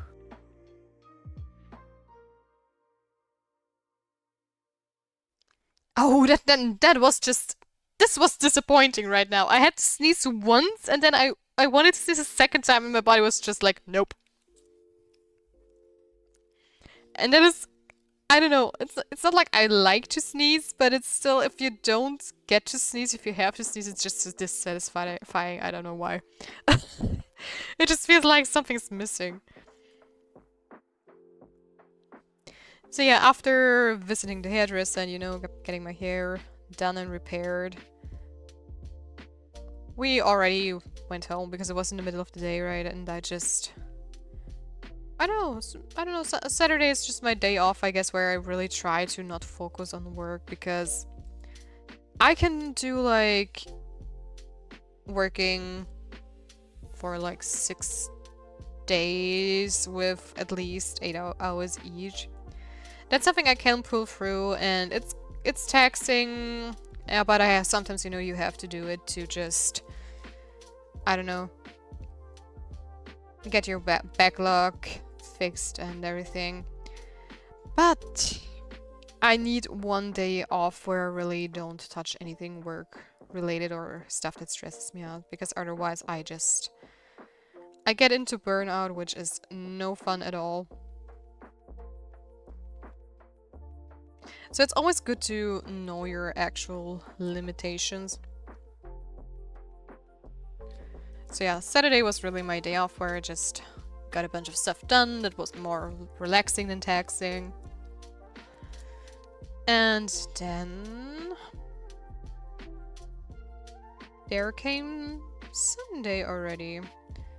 And as I already mentioned, on Sunday I already finished my homework for this week, and now I'm trying to, like, play catch up with this one. And I do hope I at least get it done to a point where my mentor is saying, okay, I can leave this be. Because then I have to sketch my villain character and also render that one too.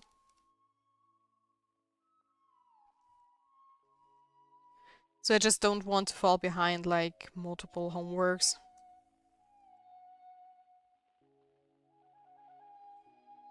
But I already noticed that I'm getting faster with everything I'm doing, which is amazing.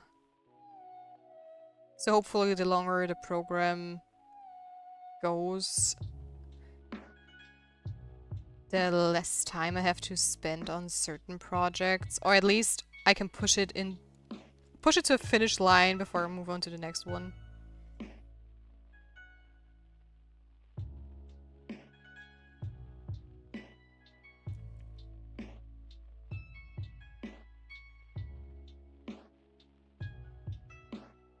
Because honestly, I really thought I would have time to do more commission stuff between the homework, which is still, you know, drawing, and also work more on other projects, but currently it's just like most of my time just goes into this mentorship.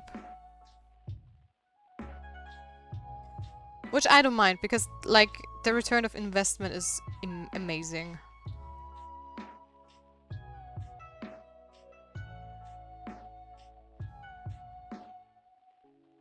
But yeah, yesterday I also visited or went to dinner with Prism. I don't think he's here today, but we had a lot of fun yesterday.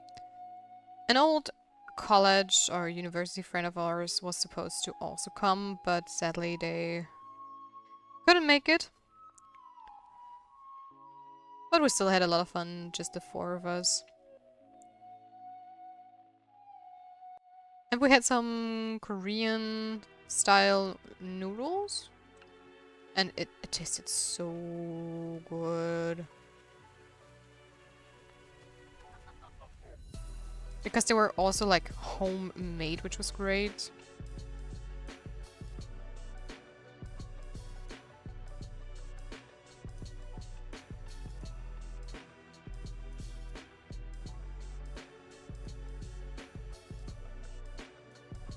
So yeah, I think that was everything on the weekend.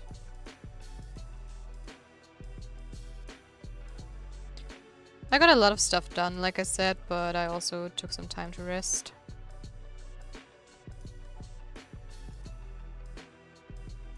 Also, I know I told you guys that I did apply for an internship that actually gets paid.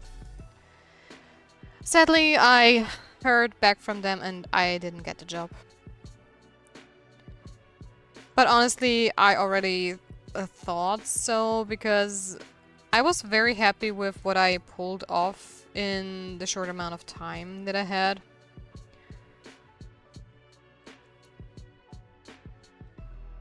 But yeah, still, I didn't get the job because it didn't match their art style well. Which is totally fine, because matching a studio's art style is like one of the hardest things to do. Because in general, studios usually pick candidates that are already pulling off their art style well instead of... Let's just, an example. If someone wants to work for Blizzard, and they have like someone in their applications that does such a really Dark Soul-esque concept arts, really high quality stuff, you know? They look so good, like, I don't know. They are basically like perfect in every way and a very skilled artist. And then they have like a total beginner artist that does Blizzard style and they lack some fundamentals, they're maybe slower and they don't like how it looks. Or they like how it looks because it's their style, right?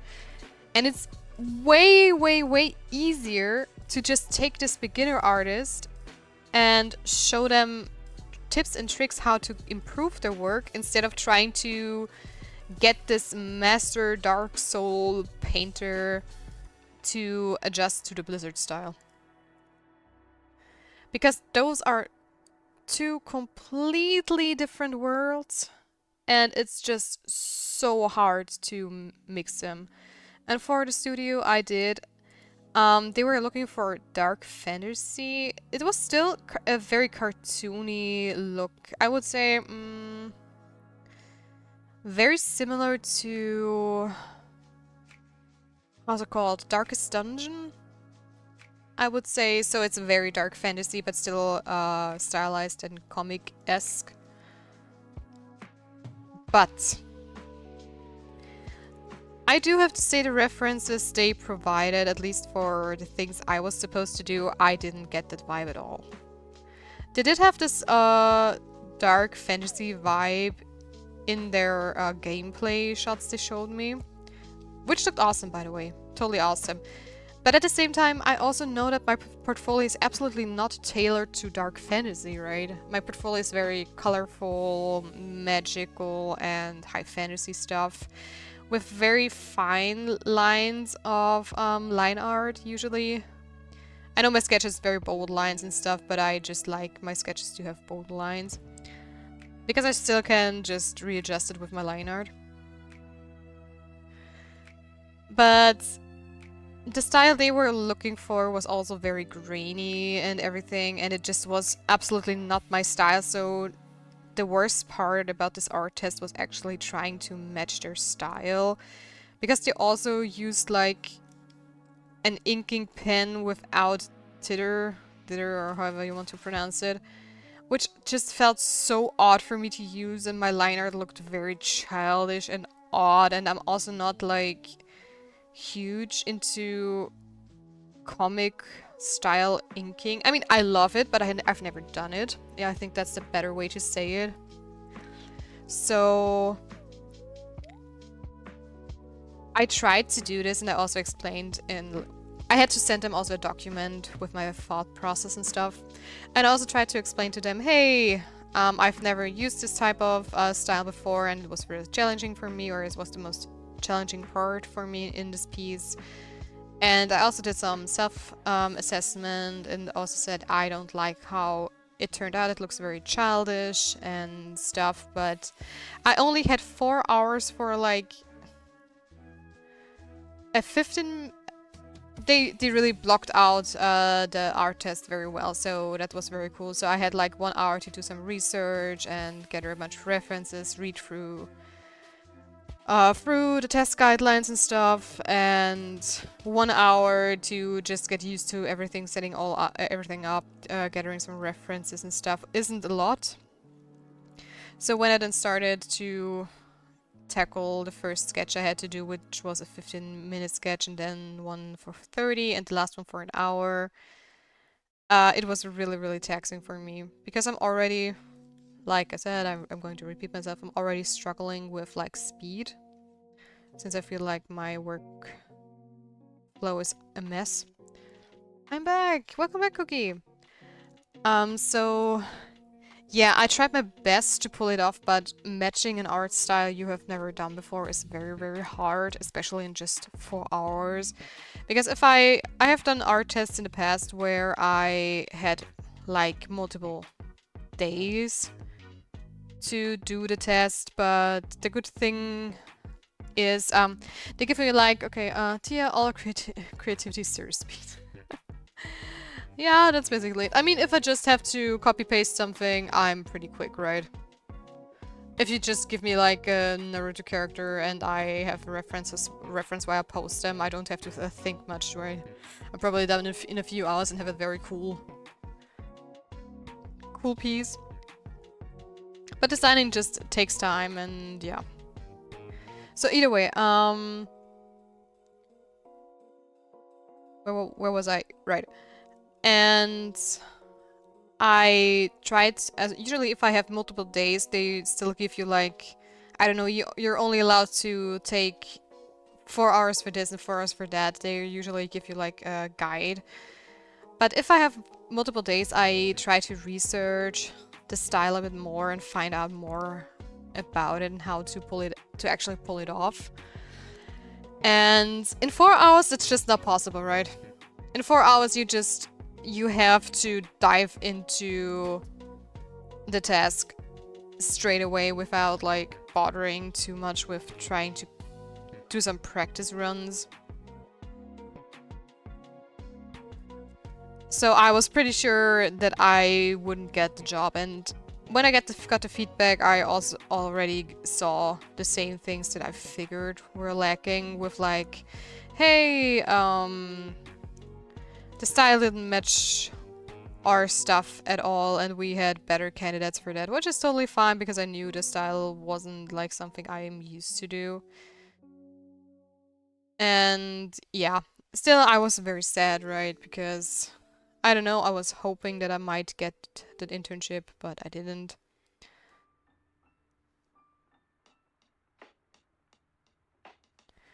But at least I really know my weaknesses, and I'm really good at like self-analyzing myself where I need to push myself.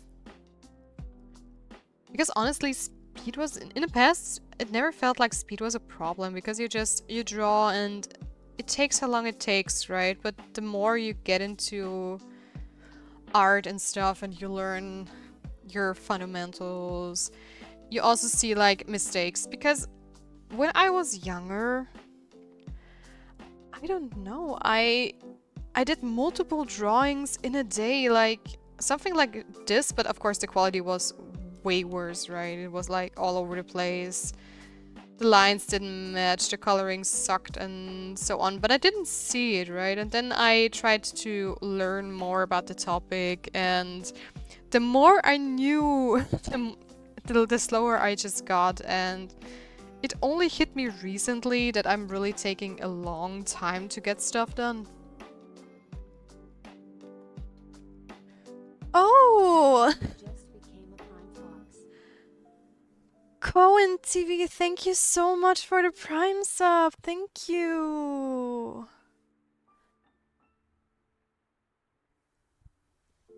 From one artist to another, keep it. Thank you so much. Oh my gosh. I really appreciate it. And you're a first-time chatter too. I figured I don't recognize your name. Let me just stalk you for a moment.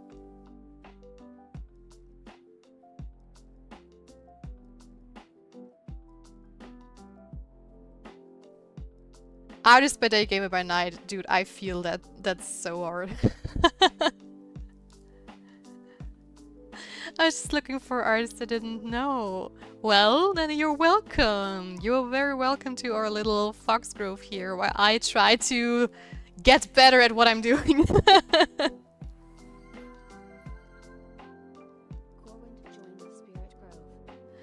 And thank you for the follow! Oh my god, we have 100 followers! Thank you! Look at us go! Oh, you have Instagram. I have to stalk your Insta. Because I'm also always looking for new artists and fellow streamers.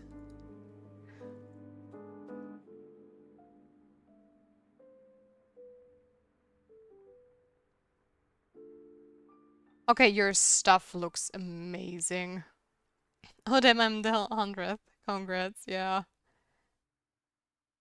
I love your stuff! Let me just show this, I don't have anything to hide here, right? Your stuff looks really, really cool. I love your stylized work, that's great! Let me leave you a follow here.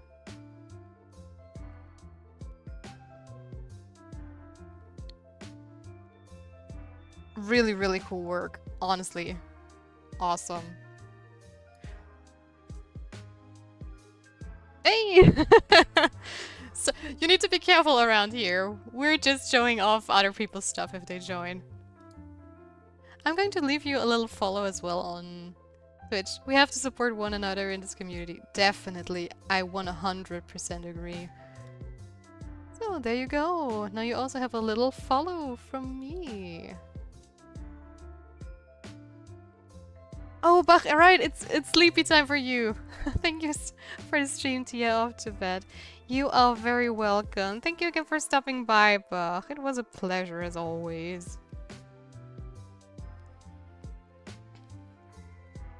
Have you taken your break? I have not yet. I wanted to finish the spine before I go on break, actually. So I'm just going to finish this and then we're going to take a little halfway break. And thank you again, Corwind TV. Thank you so much. Highly appreciated. Oops. There we go.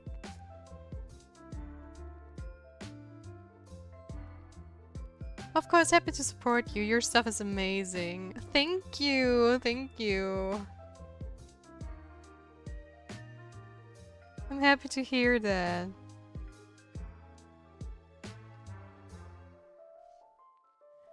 Also, everybody who is here, make sure to check out Corwin's stuff too, because like I showed you before, his stuff is amazing. Yes. Sorry if misgendering, I don't want to step on anybody's toes.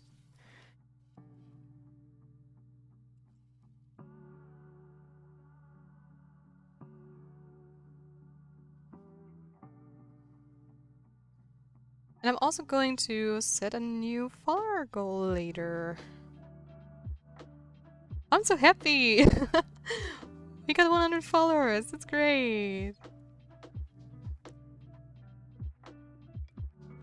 Don't worry, I indeed he him. Oh, awesome. Hell yeah, I should for the 200 now. I will! I'm just going to do some baby steps till there.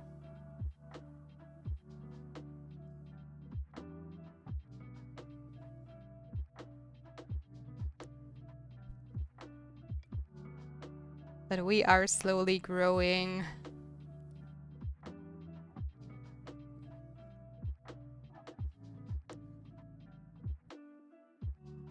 Okay, here you can see that the fill tool has a little bit of issues with the spikier areas.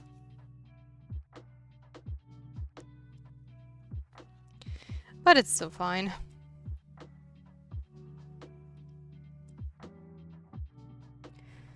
It's getting there with the colors. Slowly but surely. Okay guys, since we're already over 2 hours in, we are going to take a quick 5 to 10 minute break. So I can stretch my legs and get something to drink, and so you guys can do this too. So let's regather in just a little bit, and then I'm going to set up a new follower goal. See you in a bit. Oh, wait. Almost forgot our very professional BRB screen. There we go. Or else Cookie is going to call me out for that. Haha! As you can see, Corwin, we are very professional. We are totally not new to streaming and have our all stuff already set up. Okay, guys. That is so pro. Thank you. Very much appreciated. Okay, guys.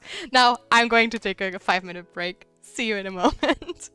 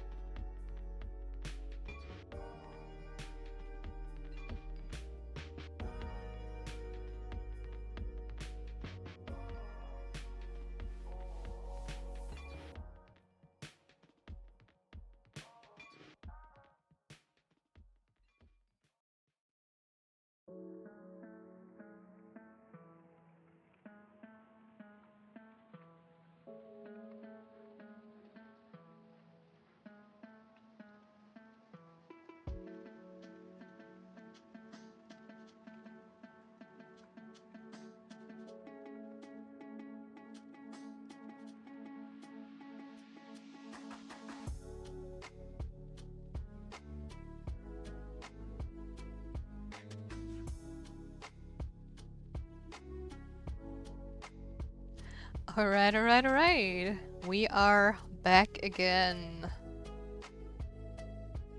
So let's get rid of this.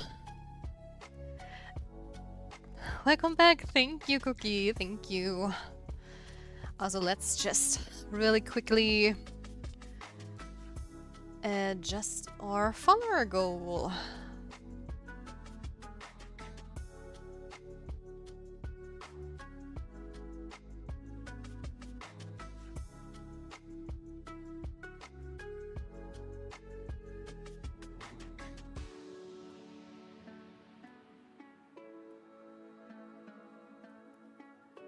Character's looking great. Thank you, Desi. Thank you.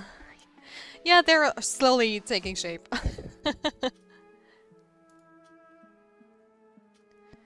Why are you not letting me edit this goal? This is just so buggy sometimes.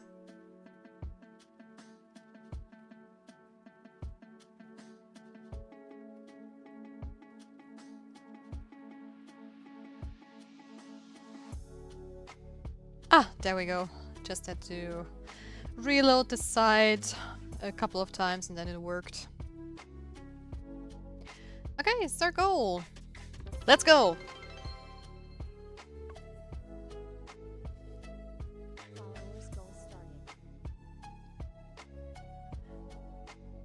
Awesome. What? Okay, let's see. What color do we want our parasite to look like?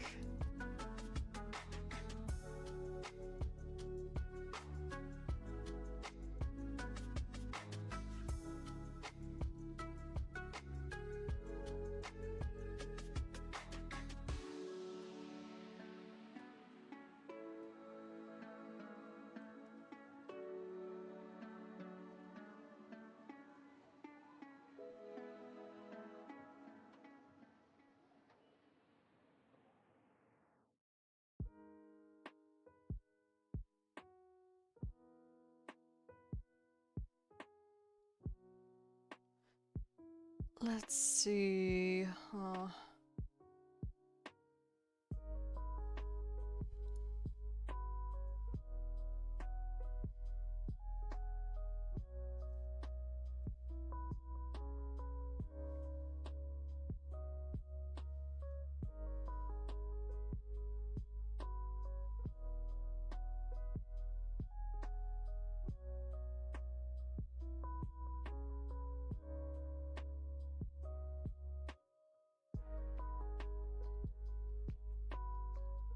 Oh, this could be an interesting color palette. Oh.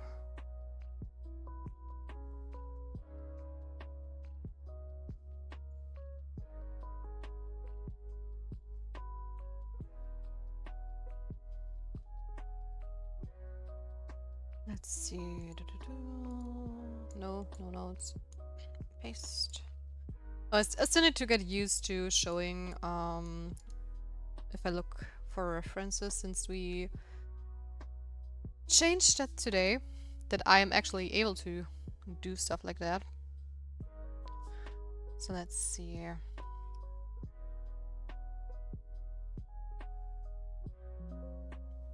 Yeah, I know.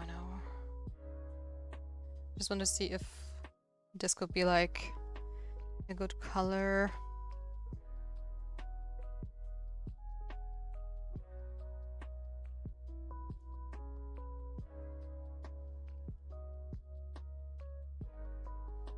Because this looks kind of poisonous, but at the same time it's not too overpowering.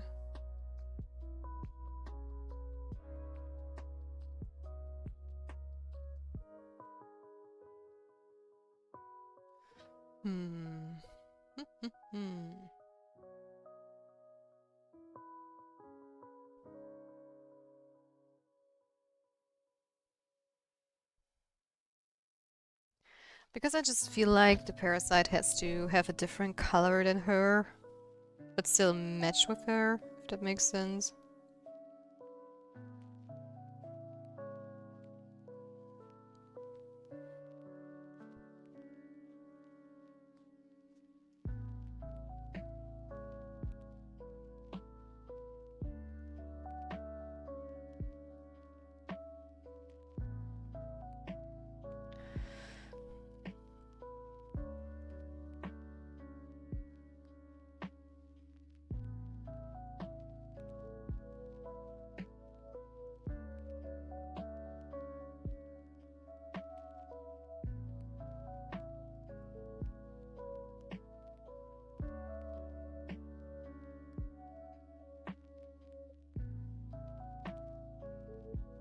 Oh. Let's go behind the bones. That's going to be way easier.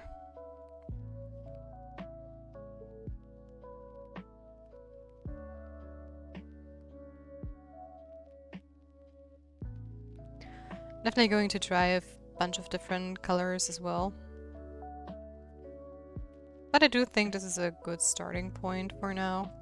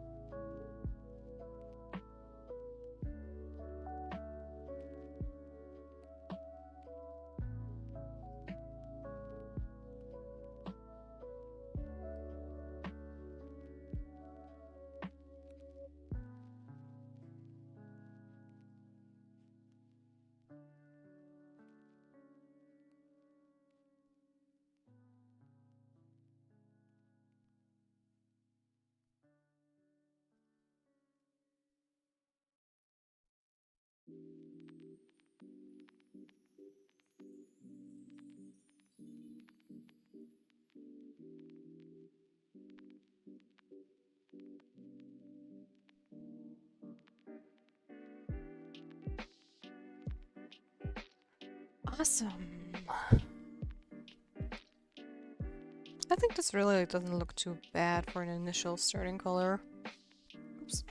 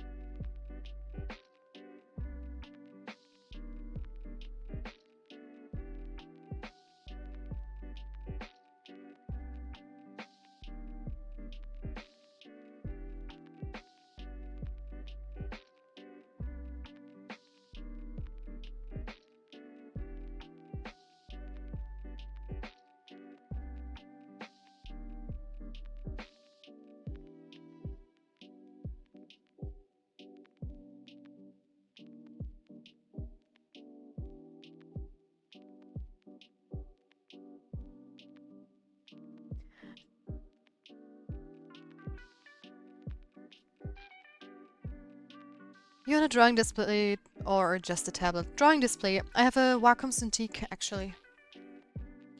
Okay, I'm gonna go a bit earlier because my mom wants help in the kitchen. Bye bye and have a good rest of your stream. Thank you so much for stopping by, Cookie. And you go be a good son. I see you tomorrow, probably. Have fun.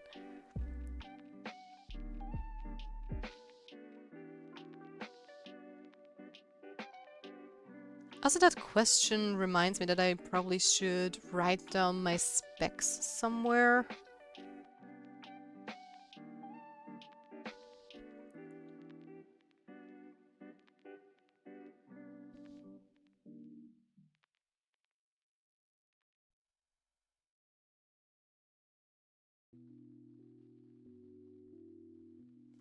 I'm just going to use this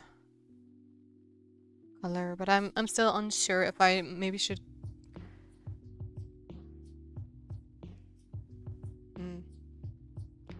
No, I think a complementary color like this is way better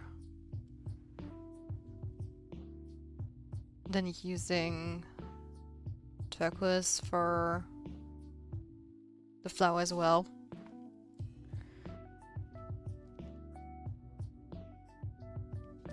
The only thing I'm wondering is if I should like do the rest as well in this color.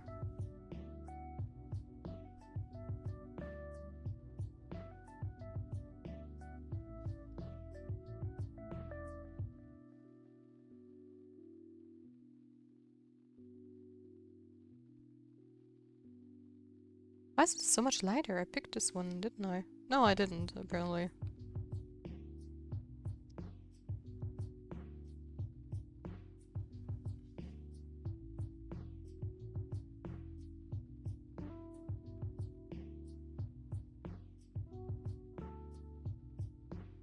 Love the more purplish color personally. Yeah, me too, me too.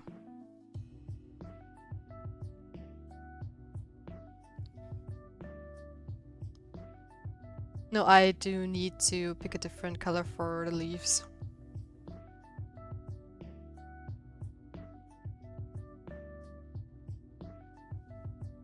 I'm going to do the blades first, because I want the blades to suit her even without the parasite.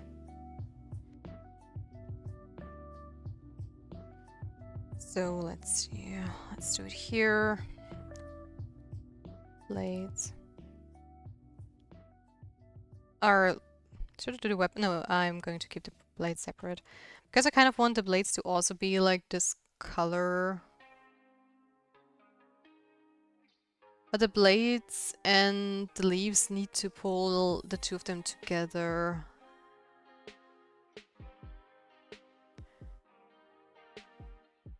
Damn, you're organized.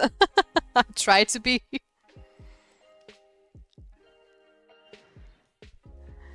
Because my teachers always preach like, non-destructive workflows are very important. I always get to the point where I have layer 37,453 and I have to scramble for everything LMO. Yeah, don't worry, I get the feeling as well. For my sketch layer, it's like, I also... Right now, those are like a lot of layers currently.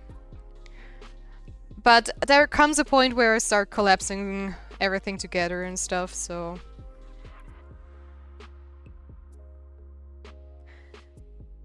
Also, my issue is I'm painfully slow with my work, and I'm currently trying to remedy this. Which is why I'm trying a bunch of different workflows and stuff, and to not lose my mind about everything. I'm always using, like, layers, colors, and stuff.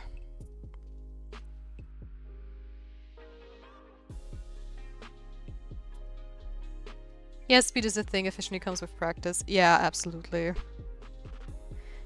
I mean, for me, I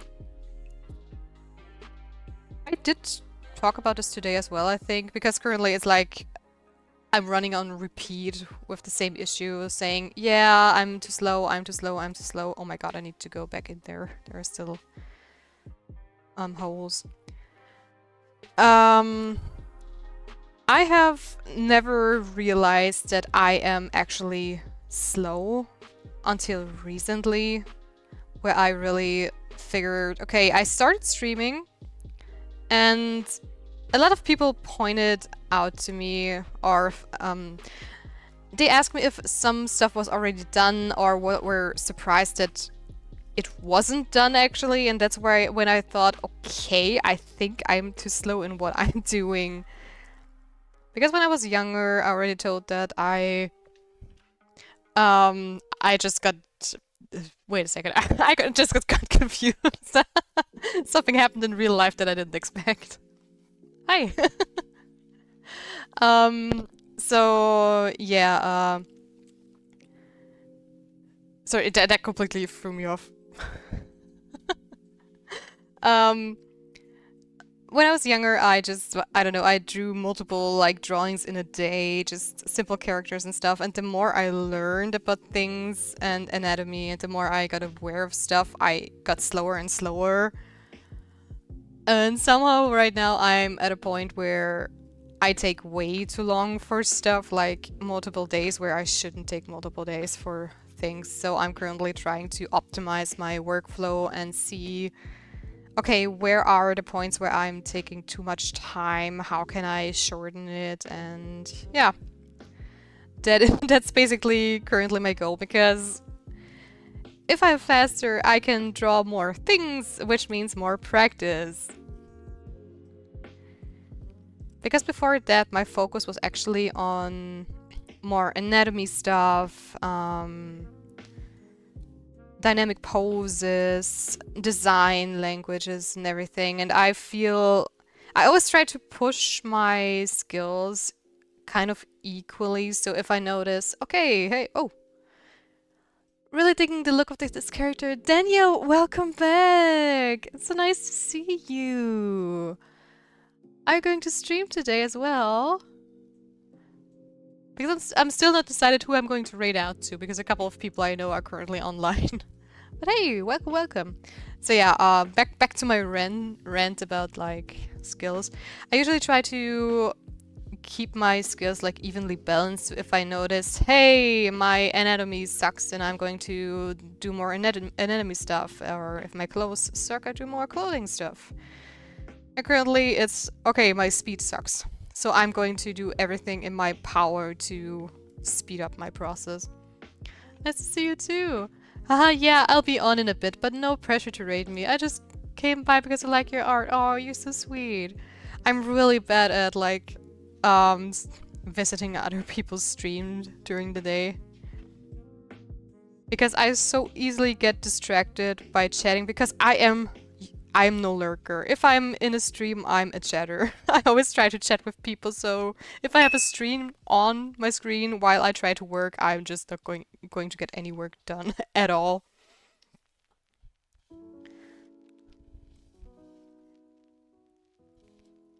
So yeah, maybe I need to practice how to lurk more, just to support others as well. But I do think I follow you on one of the social medias, don't I? Because at least that way I can stalk your art, even though I can't like look at your stuff live. Let's see if I do follow you somewhere. I'm pretty sure I do. I think on Insta or something, or is it Twitter? One of those two.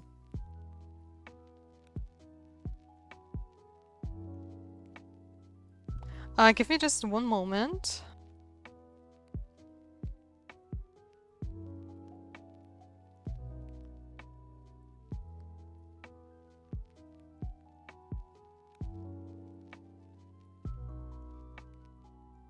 Sorry. Now I'm back again. If my... Hello, please close this window. Thank you. Yeah, that's a good breakdown. I'd say having deadlines can be a good thing to actually be more selective in your workflow, which can lead to more efficient design and getting rid of that perfectionism. Absolutely. Absolutely. Oh, by the way, Daniel, I didn't follow you on Insta. You followed me, but I never followed you back. I stalked your account and looked at your art booth and stuff, but I didn't leave a follow. I'm so silly. Okay, now I have you. And you said blue sky, right? Blue sky. Blue sky's blue sky. Jeez. Yes, blue sky.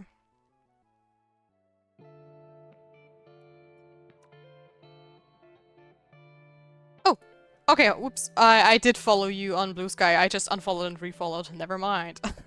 So, there we go. So yeah, back to your stuff, Core Wind. Yeah, deadlines are really helpful because this piece is actually a homework I'm doing for mentorship at CG Spectrum, and I'm already delayed. Which is so annoying, but I'm trying a bunch of stuff, especially like a very new rendering technique because I suck at rendering. At rendering, I lose the most time. So, yeah. Definitely, I 100% agree. I mostly have posted Blue Sky. We hate perfectionism, it's the death of art, in my honest opinion. Yeah. I absolutely agree. I think that's my worst trait as an artist. I am very much a perfectionist, but I'm trying to get rid of this. So, yeah, but for me it's I don't know why. I try to train myself to be more loose, I guess. And that's why I also want to speed up my workflow in general, so that I have more room for my perfectionism, if that makes any sense. Because if I have a good workflow, then I just know what to do and it goes bam, bam, bam, bam, bam. I do this and that. The most time I lose is if I don't know what I want to do next. Yeah, it can be very dangerous. And it's emotionally taxing. Yeah, absolutely. Like we don't have enough to deal with emotionally, LML. Yes. We as artists, we are, of course, very emotional, stable people who absolutely have no issues with anything. We are the perfect human being. Not. No, that's us. That's so true, yeah. And good morning, Mooney! Hello, my sweet little adorable bunny! Hello, hello. Yeah, exactly. No issues whatsoever. Yeah. So I would argue that fighting my own perfectionism is like my life's goal.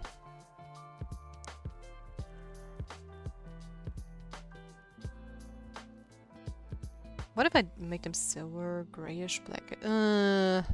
No, I think they need some color.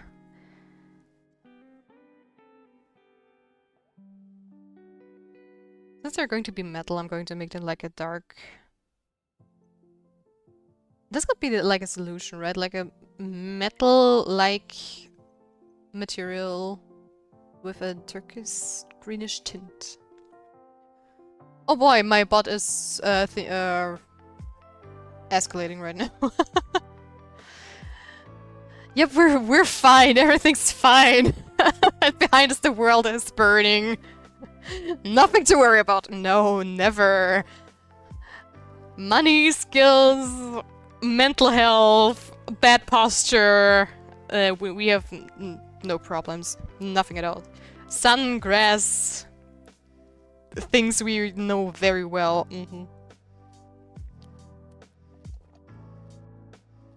Not to speak about social anxiety and stuff.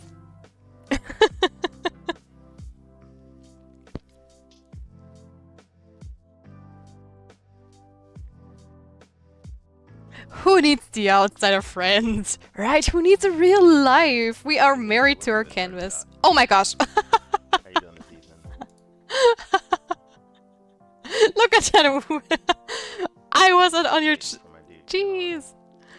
Oh gosh, I had to fight right tap.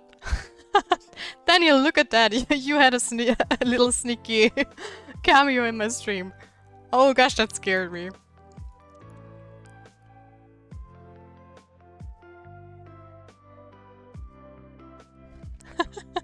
Completely forgot to close the tab of Daniel's Twitch stream, and some of the old stream just popped up.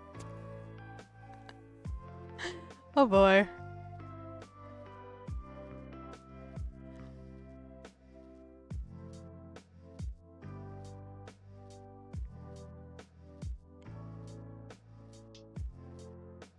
It's a stream within a stream, streamception, exactly.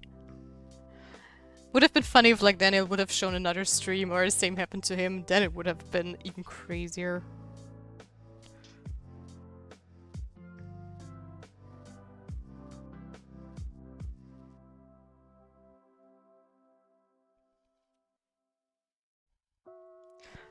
So I also wanted to go in there because this is like a mess.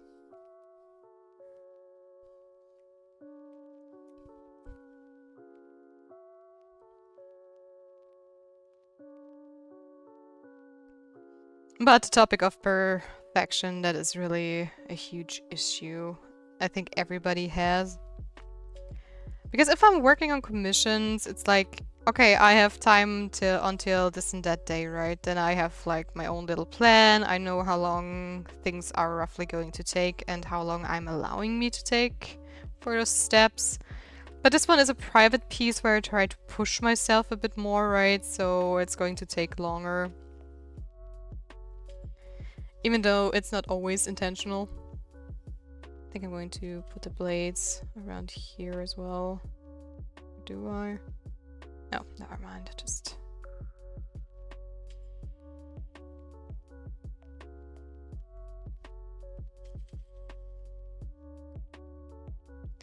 Anyways, bones.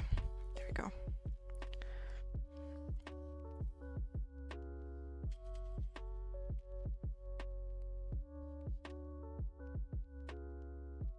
I think it's also this, you have to have the mentality of, okay, it's good enough for what I'm doing.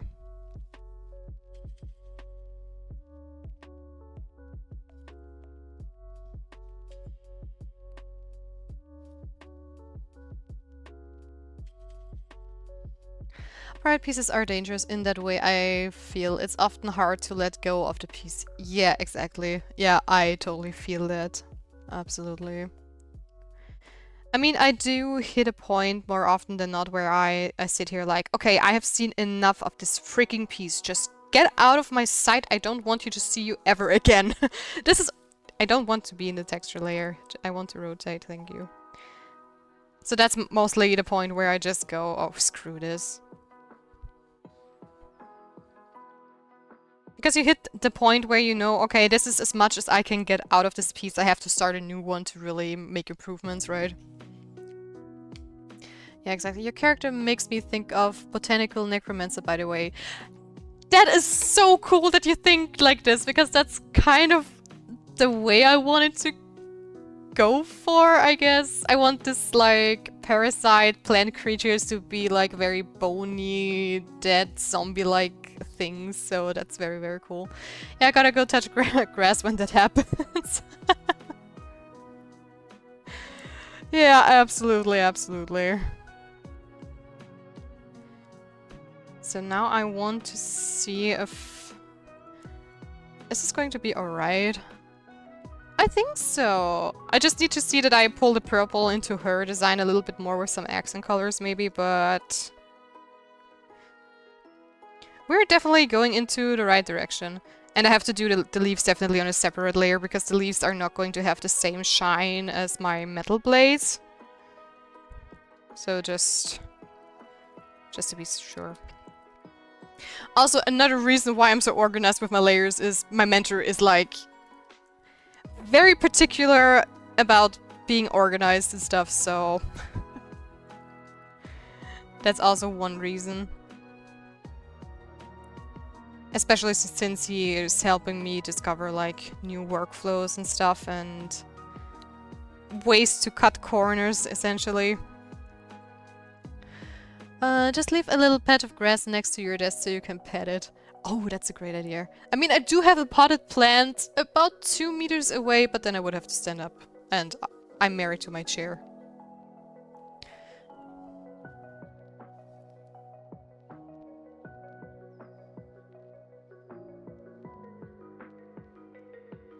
But then I would have to stand up, LMAO.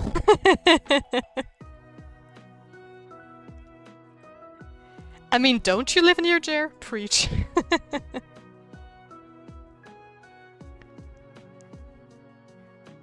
I mean, what kind of creature are you if you're not living in a chair?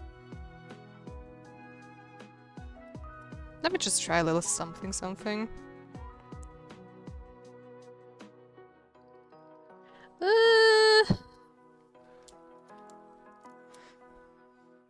I'm just going to color the rest of the leaves for now and then see if the back fins would look cooler in a different color. Because there are plants that have very colorful leaves, which are not like petals and stuff, but yeah.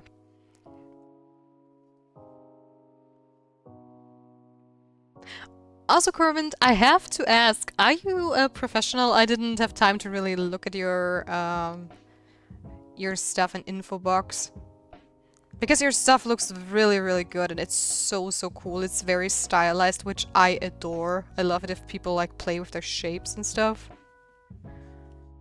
Which I am very bad at, but I want to learn it more in the future. But I have so many things to learn, so I don't...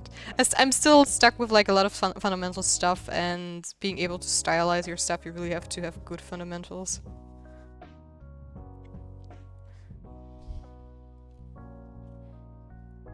Because I did notice that lately we have a few professionals washed in like semi-pro, I'd say. I've worked in animation, but it's very on and off. Work opportunities in concept art aren't great these days.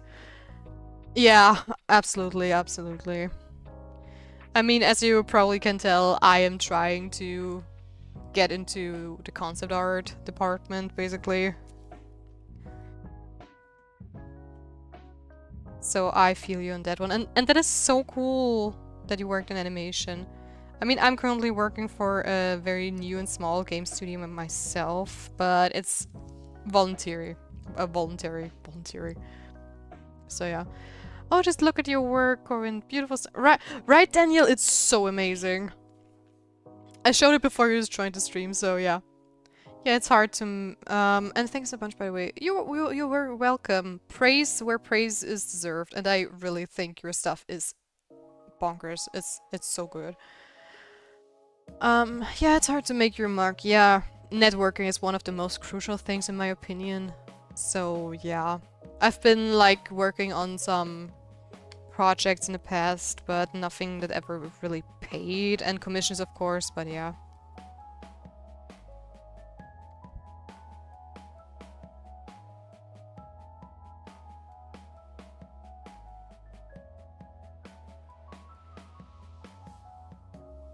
Hmm. I'm still not sure about like the balance of purple and green.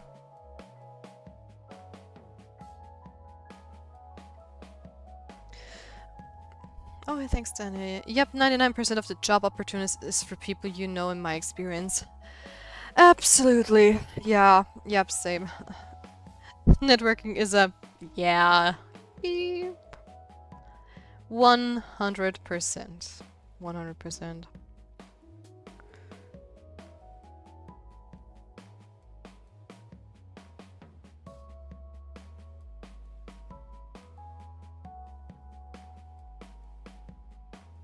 No, I have to go with green. Or else it becomes very, very purple heavy. Yeah, that's better.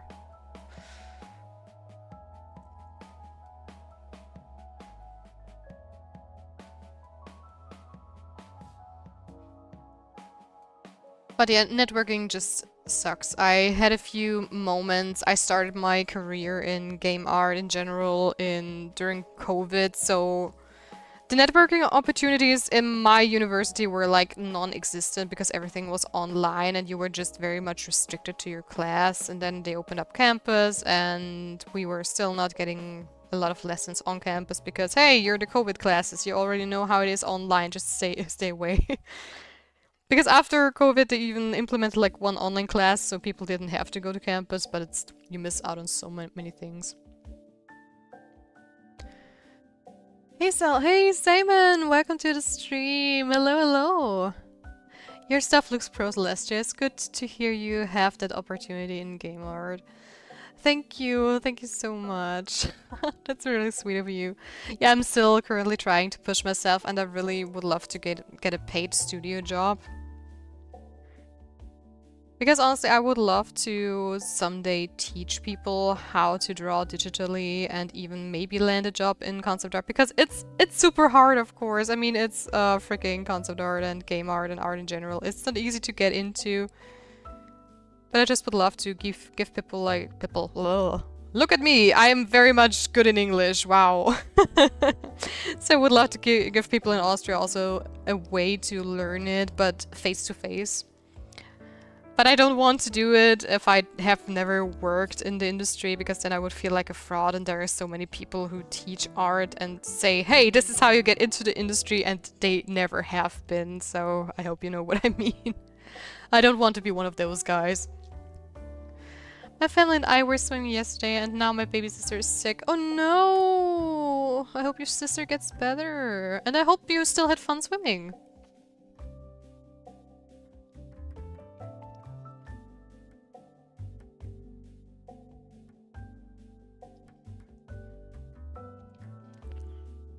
Also guys, stay hydrated.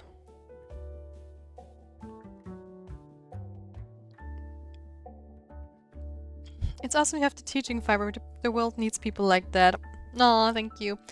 Yeah, that's also why I started streaming, right? I wanted to get used to show what I'm doing because I get very, very anxious if people look over my shoulder because of my perfectionism again, right? Because you don't want to make any mistakes and stuff, and you know how it is. So that's why I wanted to start streaming in the first place, and it also is at fault that I now know that I'm painfully slow with stuff, right? No. So yeah, so far it's going pretty well, and it's also such a cool practice if people ask me questions on stream and I can just go and show. And I'm also learning to basically draw and talk, because that's not as easy as I thought it would be. It looks like a Venus flytrap. Yeah, it's supposed to be a little bit like that. Hell yeah. I have like many art styles. I do too. I have experimented a lot in the past. So, okay, I now need to see where I want to pull in like more purplish colors. Oh, I still have to do the metal stuff as well, but I mean, I was thinking about like doing the nerves in a different color as well. But I don't know, I don't really think purple is the answer there. You're doing great at breaking down stuff, I have to say. It's cool to hear the process. Thank you, thank you. Yeah, I'm trying my best. I also showed earlier in the stream how, how's it called? How actions work and how you can record your own actions, because it just came up in the chat, so that's also a lot of fun.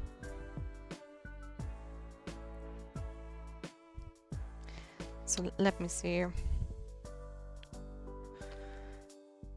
Where can I do some purple without it being too overwhelming? Because I still want her to have more more turquoise. Jeez, I cannot pronounce the color. In German it's turquoise. It's so easy. Turquoise. Turquoise? Doesn't matter. Lots of art, black and white, chibi art, abstract art. Yeah, that sounds like a lot.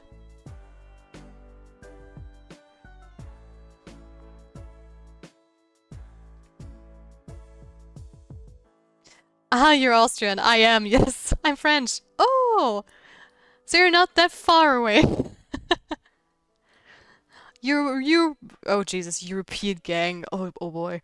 We're neighbors. Almost, yeah. Is her hair the color... Is her hair the color Olo? Is Olo turquoise or turquoise? Probably. Maybe. But I do think purple eyes could be a solution, because those are like not as pungent.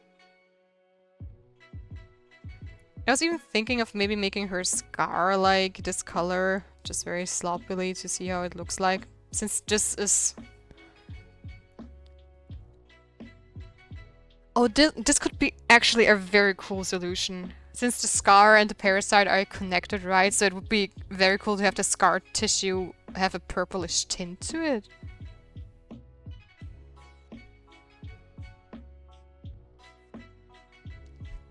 I'm definitely going to do that.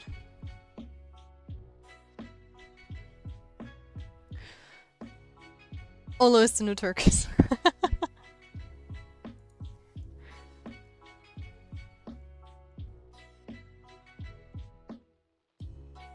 Oh, I had no idea. I just googled it just out of curiosity. Olo is a newly discovered color perceived by humans only through use of lasers. It's a blue-green hue more saturated than any natural occurring color. The color Olo can be experienced by scientists using a device called AAAAAHhhhh, which projects a laser directly into the retina to stimulate specific cone cells, according to Al Jazeera, okay. The name Olo reflects the binary representation of the cones stimulated. Oh, so 010 or what? The green cones being the only ones activated. Okay, that's crazy.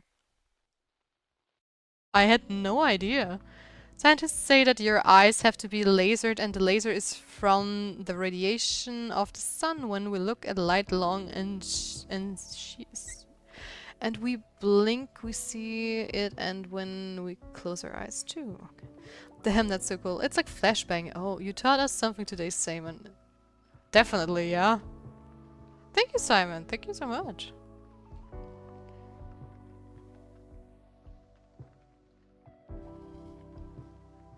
And that's also one thing I just love about streaming. It's so many people come here and talk about different kind of stuff, and you learn so much. I mean, this maybe sounds super dumb, but I think this was one of my first streams. I don't know who it was, but I had this typical problem with, like, you have this one pixel and you don't know which layer is it on.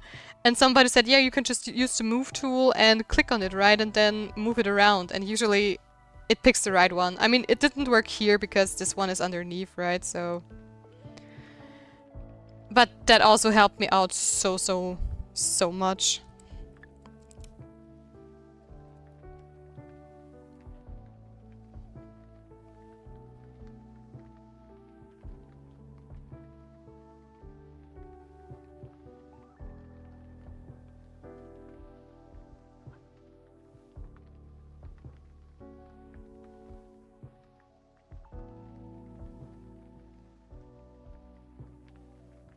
You can also right-click with the move tool, and it will show the names of the layers with pixels in it. Oh.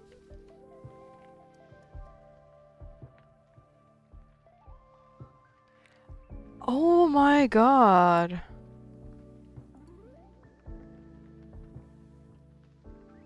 Okay, that's amazing. I had no idea.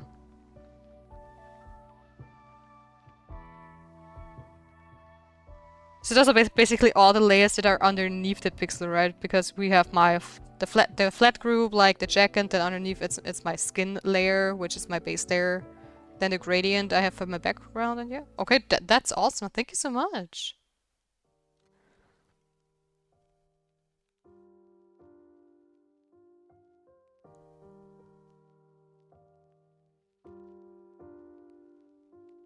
But you probably already know that. No, I did not know that. Honestly, I did not know that. I'm a lot of stuff that I've taught is taught by myself, so I'm self-taught. So a lot of tips and tricks I don't know, which is also why I don't really mind if people are like backseat arting or giving me tips that I may or may not know about, because if I already know, I don't mind hearing it again. It's great. It's not bothering me at all. And if I don't, the better, right? I heard Austria has the tallest building. Never ever. Austria never has the tallest building. Doesn't Dubai have like the tallest building currently? But we don't have very tall buildings. Simon_make just collected head pet. I mean, we barely have any skyscrapers. I taught you something proud moment. Believe it or not, a lot of people teach me a bunch of stuff every day. Sam, for example, always like gives a bunch of Filipino words in the chat every now and then, which is also amazing. I can't remember them at all, but it's so fun to read and see. And maybe someday it even sticks, who knows. I'm Europe? What do you mean, Simon, you're Europe? Well, great, I was about to ask. Yeah, the Burj Dubai is like 800 plus meters, so yeah, I mean, I probably totally butchered the name, but yeah. At least that's also... Oh, I'm on the wrong layer. I mean, that's also what I remember so far.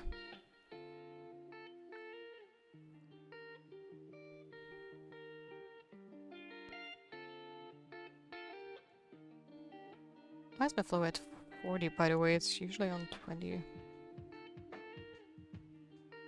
Whatever, doesn't matter.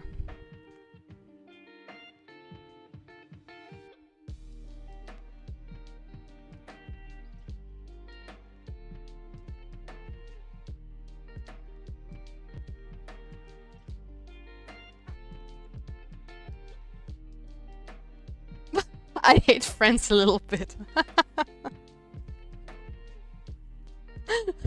No, I don't blame you. I mean, isn't it that like a bit of a cliche, right? That gamers hate French people.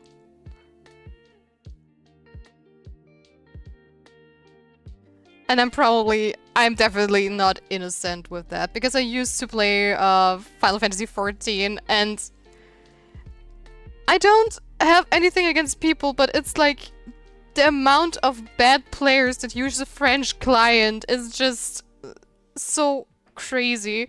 And the good French people I knew that really played awesome and amazingly well, they used an English client because they didn't want to use the French one because they knew their people were just dragging them down or something. That was one of the funniest conversations I had in my entire life. We can be really rude. I have met like a lot of French people, to be honest. Most people I knew were like I said, from Final Fantasy Online, and either the people were complete jerks and just talked in French, even though you were like wanting to help them if they like forgot to turn on their tank stands to actually hold the creatures and monsters aggro. And they just talked French, and I'm sitting here like, I don't know French. I only talk English. I didn't mean to be rude. I just wanted to help you because we're dying over and over again because of you. Dude. And all the other French people I knew were just like very, very sweet and just said the same thing like you, basically. It's like, so you have this one conversation at night in Discord or TeamSpeak or whatever, and you like have this one person who goes into a dungeon, and then, oh no, this person is French, they're going to suck, and somebody unmutes themselves and like, I'm French too. No, you're not. Yes, I am, but I don't blame you that you hate them. They suck. I don't hate my own people. I don't like my own people, jeez. I don't know, this is kind of funny to hear. They gave the Statue of Liberty to the ones who don't have liberty anymore. It's America. Wow. Like, LMFAO. And the Eiffel Tower is supposed to be a giant guillotine. Wait, is that true? Or are you guys just trolling me right now? Yeah, I don't like them either, to be honest. I'm proud of a giant guillotine. Wait, is that a thing?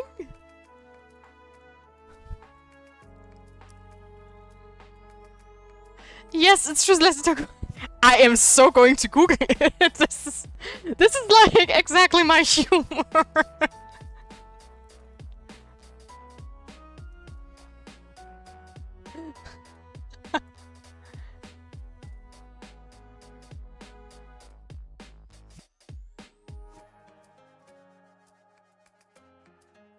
One of the original designs proposed for the 1889 Paris World's Fair, which led to the Eiffel Tower, was a giant guillotine.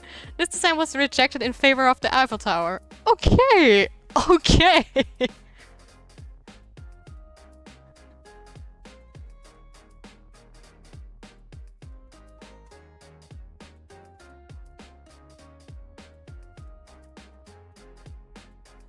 Oh my god.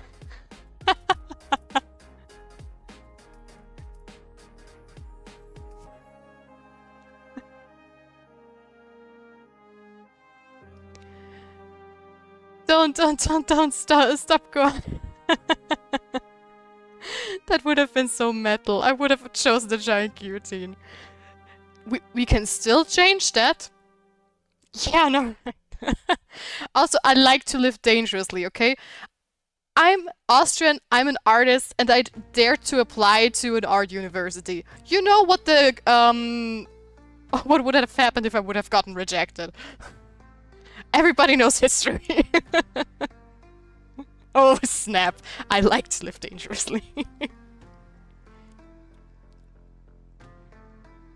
And in Paris Olympics 2024, they disrespected the Last Supper. Did they now?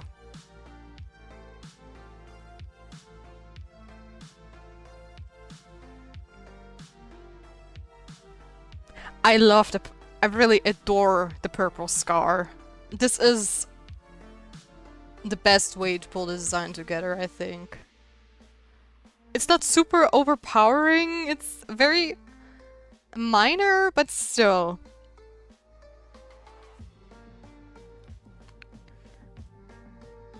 Okay, losing track.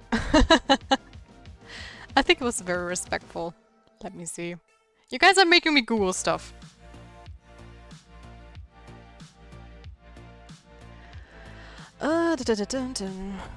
Last... I just typed in the THE and the Last Supper popped up. Oh. But honestly, that looks kind of fun, to be honest.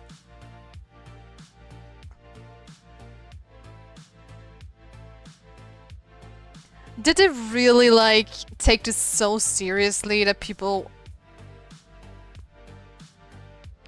I mean, of course, people would, like, be super mad about something like this. I mean, I don't know the exact, like, reasoning behind it, but... The picture I'm currently seeing is, like, it looks very fun. And not, like, in a mean way. More backseat are purple shoelaces could be cool too. Oh, that could be an idea, yeah. It was a queer celebration. I don't watch the Olympics, but I was really moved by the whole ceremony. Yeah, I didn't watch the Olympics as well. I'm really bad. I didn't even watch the Eurovision Song Contest, and I just woke up yesterday with, oh my god, Austria has won! And I was like, oh, the European Song Contest happened yesterday. Okay.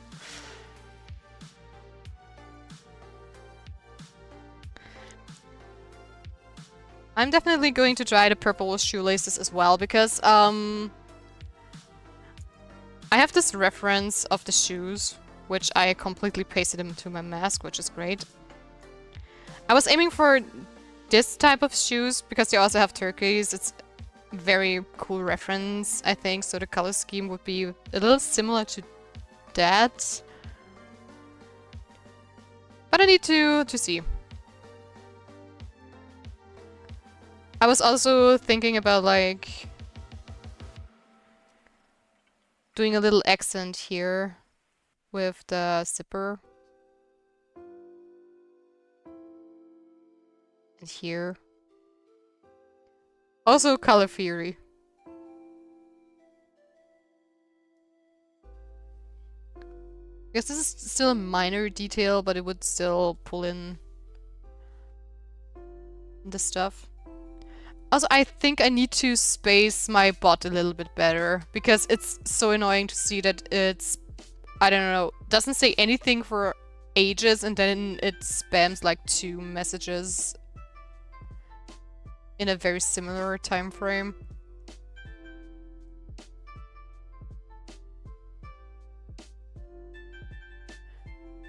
And after the Olympics, Paris got a power outage, but the church did not. Okay, that sounds like a conspiracy theory. Damn, the big guy upstairs was mad. Oh, shoes look nice. Yeah, they do. Too good. Too good. I got jump scared at Seraphim. Yes, Seraphim the Fox is my little helper. It's just my little chatbot that is reminding everybody to maybe leave a follow and subscribe every now and then, so... They're going to be my mascot as well. Is this looking... just trying something? Ah, no. Also, I'm very professional. I totally didn't overlook to color this piece. Which means this is metal and this should be like...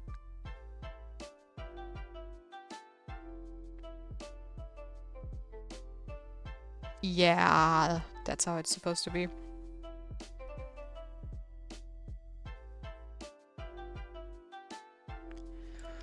Okay, back to figuring stuff out.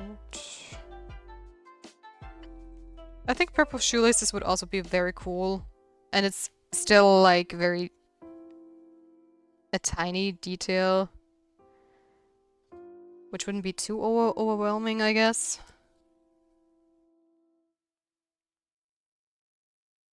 Probably. But I'm going to see where I can put in some more purple highlights later. let's continue with the simple base color stuff. Where was I? Right, metal, something metal, metal stuff. Where's my metal layer? Metal. Let's get metal.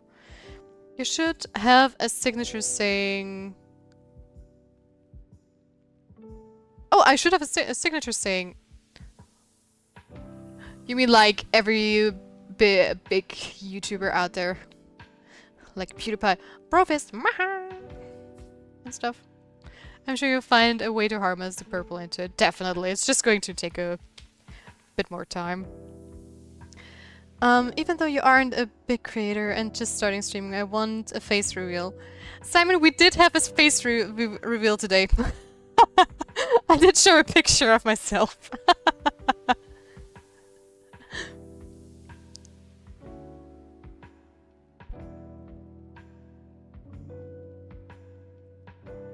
Sure, why not? I don't mind because I don't know, I'm just lazy. I don't want to turn on the camera because I want to focus on working and not having to style myself constantly. Or if I don't style myself, people are going, why do you look so tired all the time? I still have the picture open, that's why I could grab it so fast, so... That's me! Hello!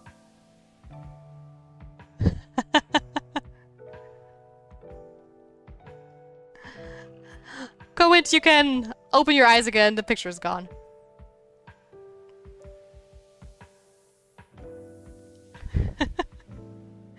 Oh, you look beautiful. Thank you. Thank you.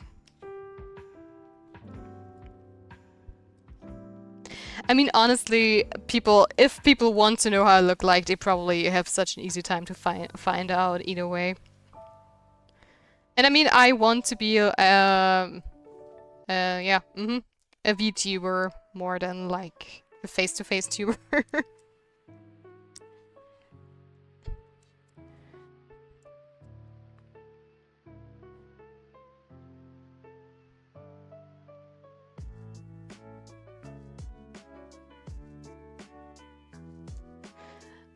Ew, thank you, you're welcome. I could see you talking in my mind.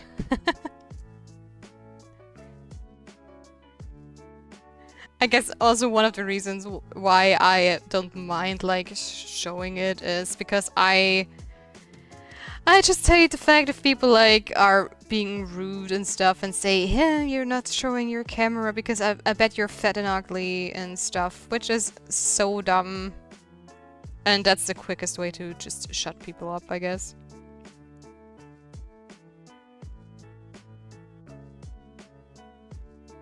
But next time, if I do a spoiler like this, I'm just going to prepare chat mentally so everybody can look away who doesn't want to see me.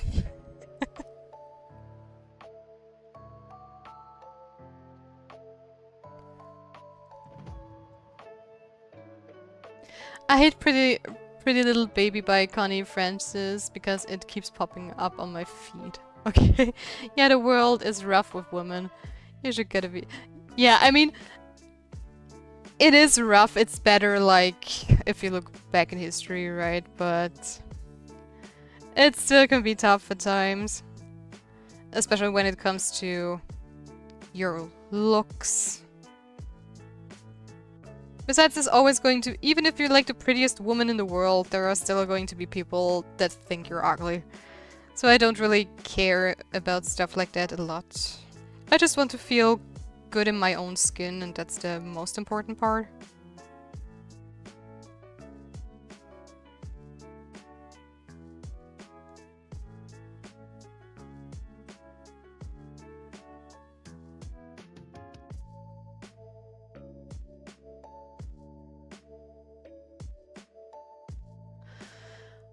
You should get a VTuber. I will in the future, definitely. Once I have like the budget and stuff, because currently I'm just focusing on paying the usual bills instead of like spending huge amounts of money on expensive VTubers. Oh yeah, we did make some improvements, but goddamn, good for you, thank you. It matters inside, not outside. Aw, thank you. Yeah, I mean, you guys stick around even though you don't know how I actually look like, and the picture could still be a lie. just sowing some doubts in your head, so you never know, right? Never let anyone bring you down. Beauty is personal. What's beautiful for one ain't for another. Exactly, exactly. It's like art, right? Some people like different stuff and different styles. Which is totally fine. And I'm definitely not like a person who is very like judgmental or... How's it called? Wait. Google Translator. What means oberflächlich?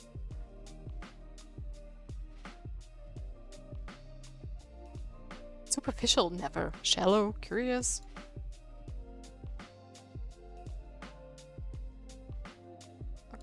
Yeah, basically I don't really care how a person looks like. Just a picture of a random person from Facebook. Damn it! How did you know? How did you know?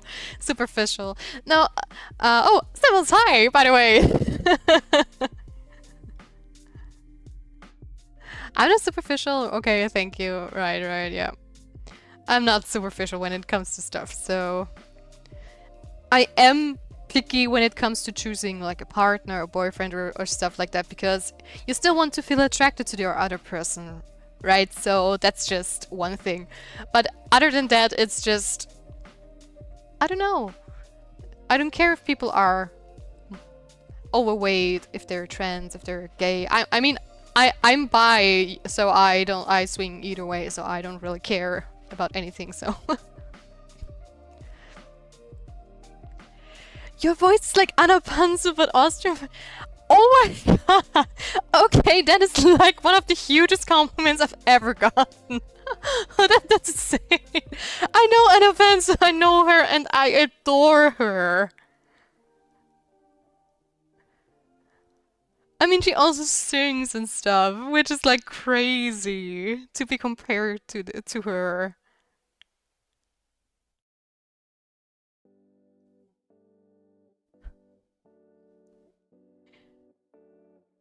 I just sitting here in disbelief and reading your comment. Thank you.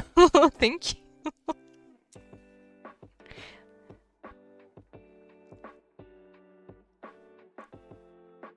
Dude, if anyone ever says to me that like Twitch is super toxic, I just have to say, not my community. Not my people. They are like the sweetest people of all. By the way, Snevels, I have a question for you actually, if you're listening. I'm not 100% sure if I can make it to the art department because of a little passport issue we're having. We're still hoping to resolve it. But if we can't make it to the art department, would you want the tickets? You need a passport to travel. Yeah, for the plane, sadly. We can't book tickets without a passport. Because train and car up to Berlin would be way too long and we try to make it in one day, right?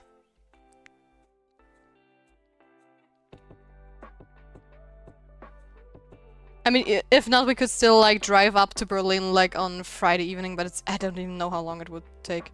I mean, I would immediately take it. Okay, so if shit breaks loose, I'm going to send you the tickets. I just probably need to talk to the people on the rookies if it's fine to give you the tickets because they have my name on it.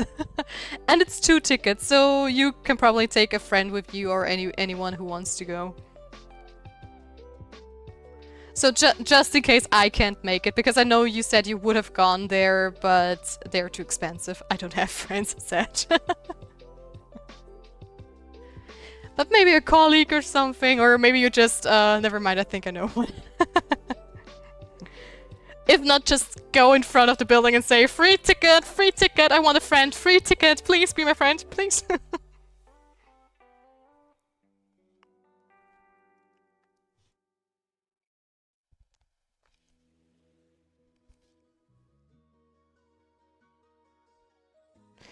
So okay, back to coloring my metal stuff.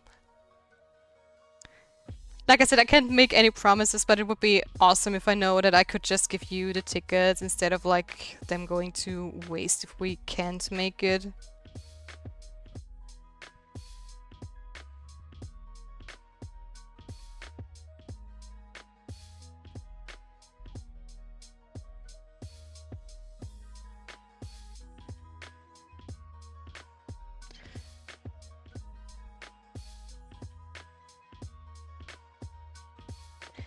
All right. I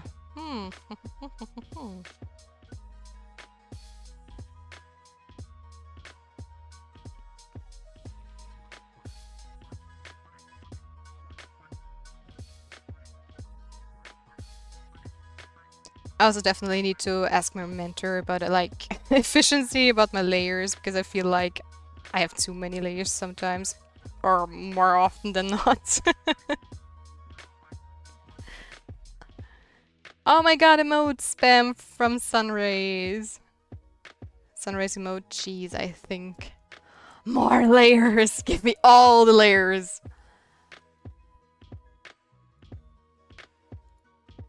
Sadly, I can't see the emote you've been using, Simon. Because that sounds like one of Lime's emotes, Lime's Love, right?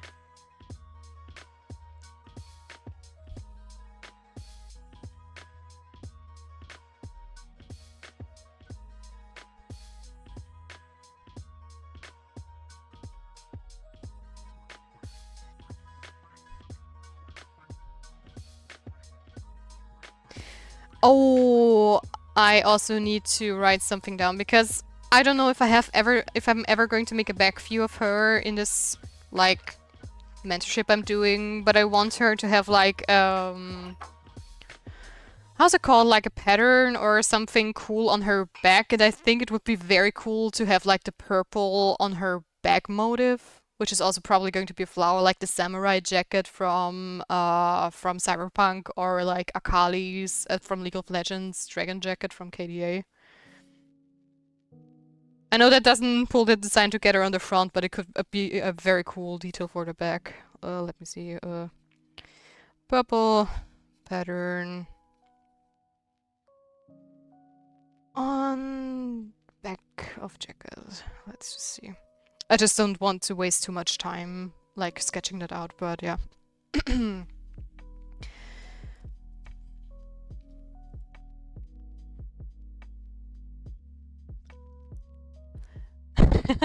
I see you guys agree.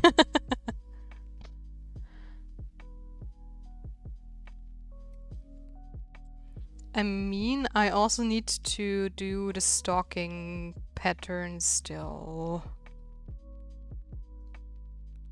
Which I'm also like thinking about.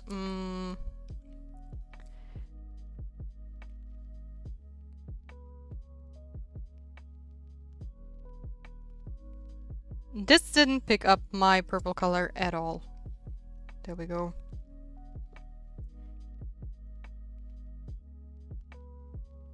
Because I think this could be like, it's very subtle, but it still has the purple color. And if I combine this with our Olo stripes, which we learned today, I think that could be kind of cool.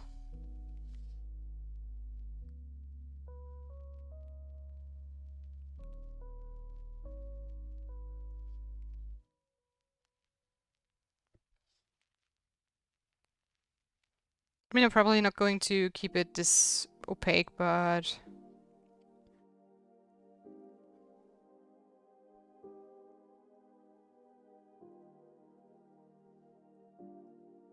I keep searching you on my TV on YouTube. Yes. Yes, your hair is like Stella Victor's hair. Stella Victor's.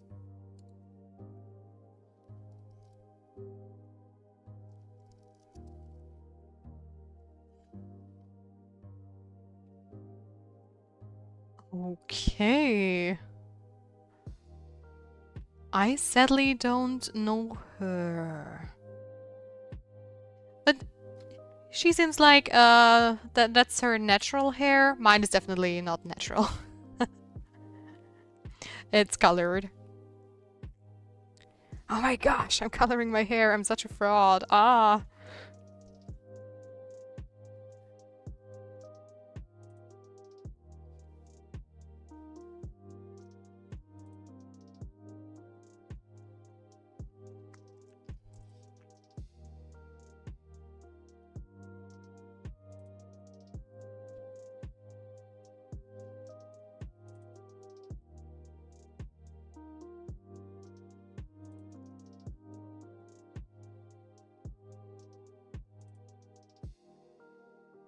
How could you? I know. How dare me?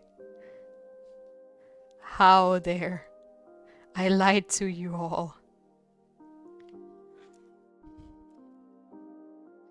My hair sadly is not a bright pink with purple stripes and green tips and blue roof.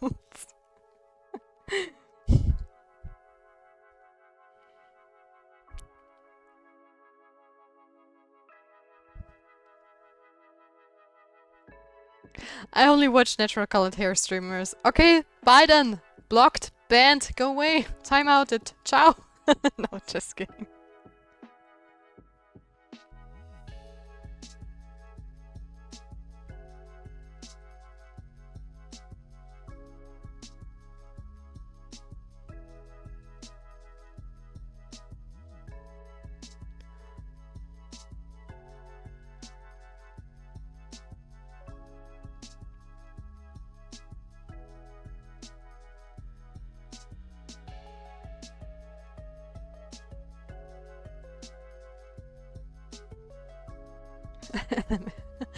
Wait, are you telling me those aren't your natural car colors? I'm baffled.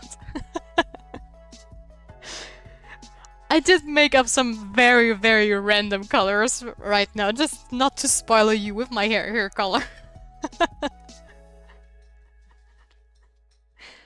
I mean, of course my hair grows a natural rainbow. What do you mean?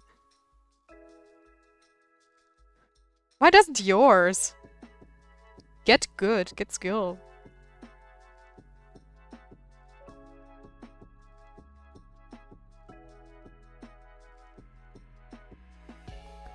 What is your hair color? All of them. Black-haired people could technically say that.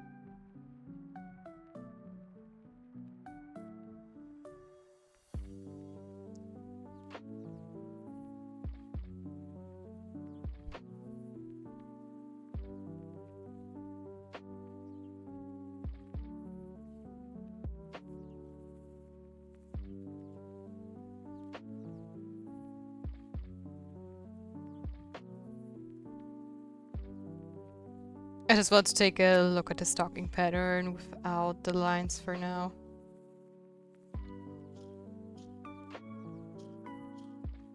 Because I don't want it to be too strong.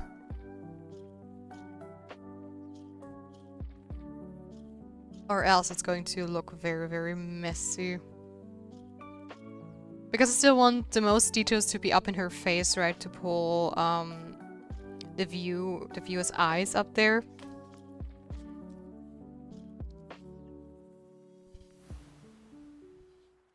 But at the same time, I also don't want her like stockings to be just plain boring.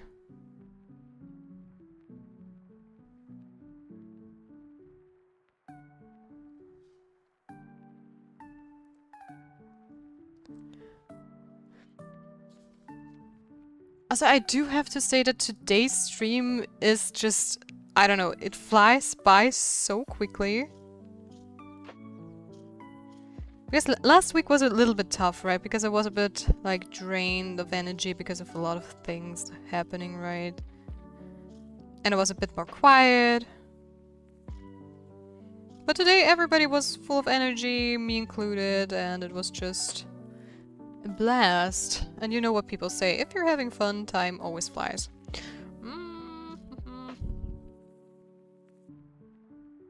I'm not sure if I like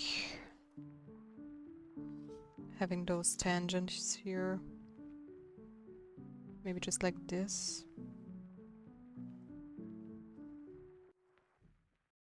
Because I mean, your brain is going to fill out the space on its own.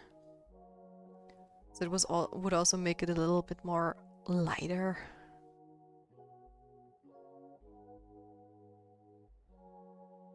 Maybe just keep this. I mean, I'm definitely no pattern expert. I'm very new to like patterns on clothes and stuff, so I'm still learning.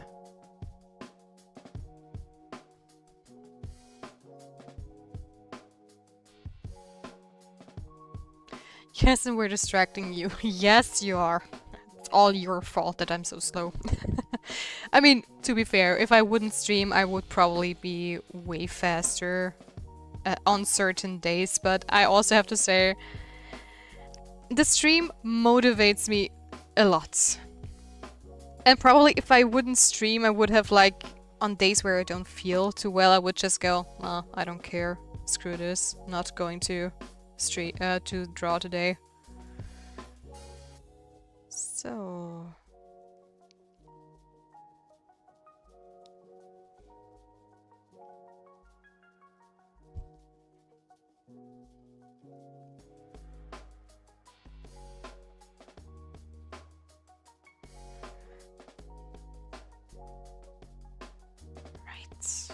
all layers, please. Thank you.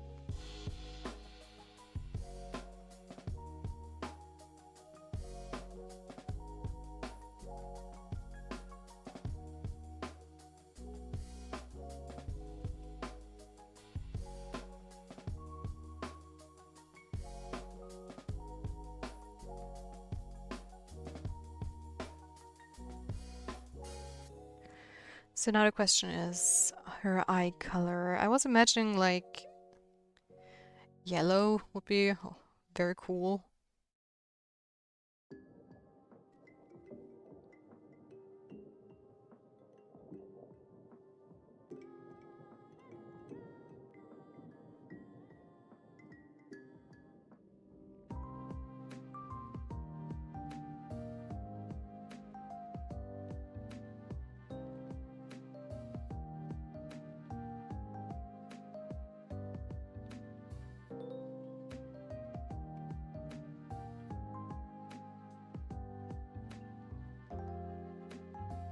At least I think so.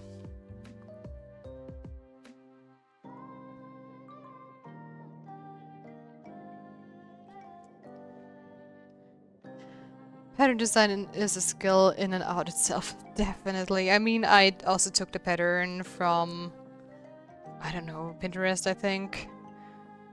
Tweaked it around a little bit and then used it. Because I would go nuts if I would try to design even a pattern completely from scratch. But I do have to say the pattern is like inspired by solar panels, which just really fits the whole vibe I was going for with solar punk-ish elements.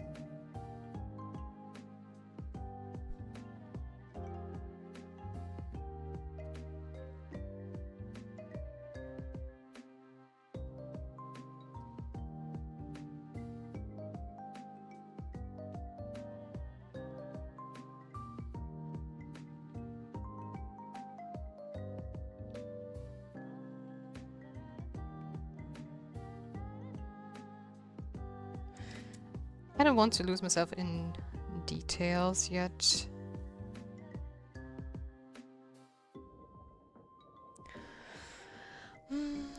Welcome back. I think I find making patterns easier than drawing the base model of a character. Yeah, okay. If you just do a pattern, that's easier. But if you do base model or a model of a character and then do some pattern design for the character, it's just not worth the effort. I guess, because there's so many cool designs everywhere, so...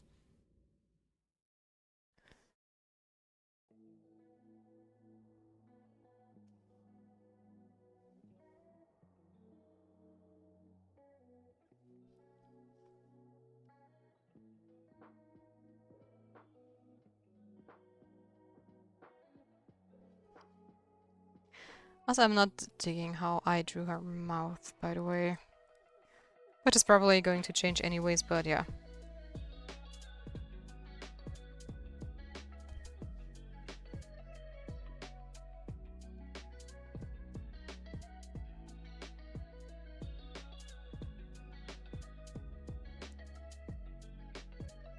I'm gonna draw, I'll be right back. Have fun, Simon, have fun. The hair is making me crave cotton candy. Really? With that color? I think I've never seen, like, cotton candy in turkeys?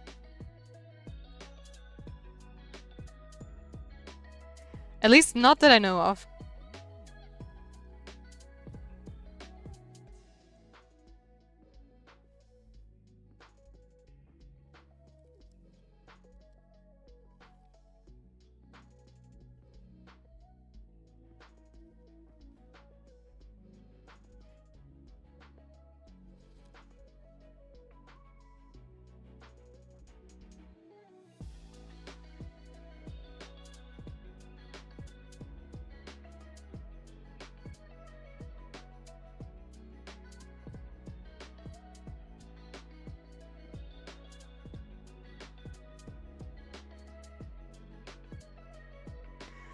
I mostly find pink or close to Turkish color cotton candy. Yeah, pink is like the standard cotton candy color, I think. Though, now that you mention it, I think I've seen also blue. Blue and yellow.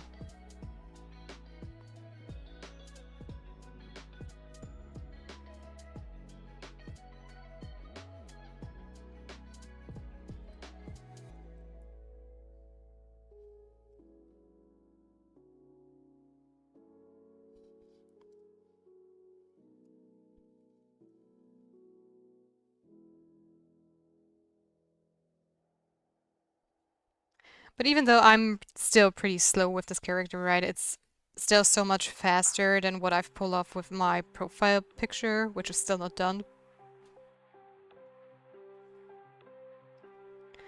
But I'm definitely still going to bother my mentor about layer organization and maybe a simpler way to break it down, because so far I only have seen like simple stuff like, okay, you're going to take the top, make it in one layer, take the pants, make it in one layer.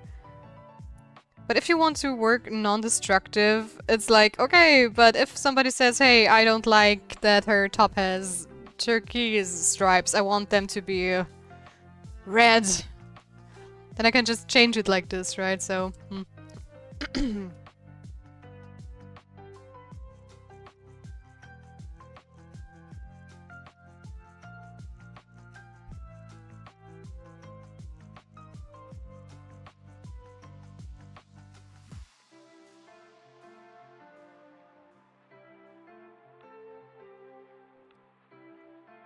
it's really a balancing act. But for example, once I'm really sure about the colors, I also like to merge a bunch of stuff together when I know I don't need to, like, change minor details anymore.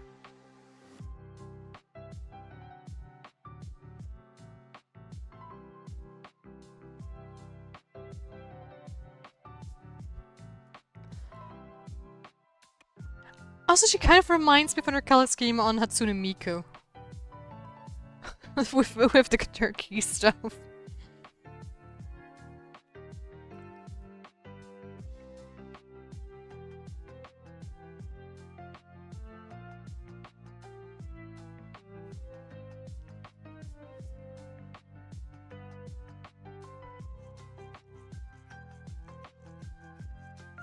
Bam! A full-blown sketch.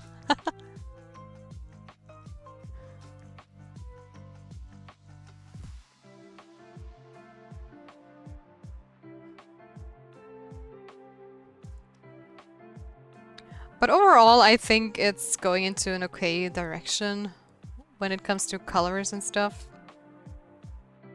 Oh, and I completely forgot to color the tongue of, like, the flower head, but I think I'm going to... don't know, let's just call it tongue. I don't want to think about how to call it. Probably just going to do it yellow. Since it's supposed to be like a flower pollen stem thing or whatever they're called. That just looks like a snake tongue. And I think it also like pulls in the yellow color from her eye as well.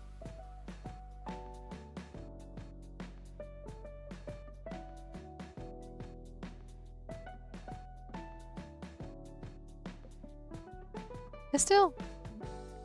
Is it called like that, or...? Oh, it is. I know the German word, but that's just something I never use. Oh, pistil, stigma, style, and the ovary. Ah.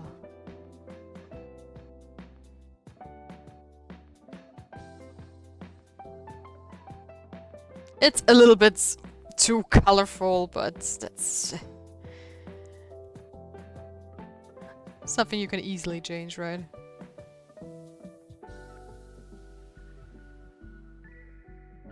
I mean, I do love, like, very saturated work.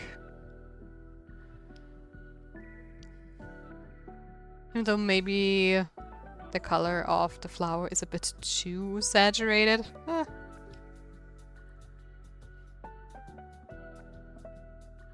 Just turn it down a little bit. Just a teeny tiny bit.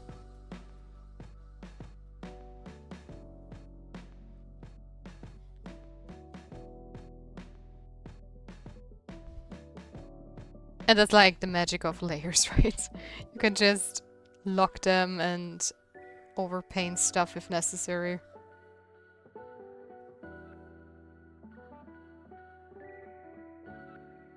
And it's such a quick change too.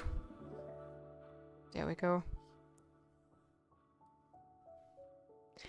Okay, but we're ending the stream soon since we're already reaching the end of the stream. So I don't want to change it. What's the word in German? Stempel. At least as far as I know.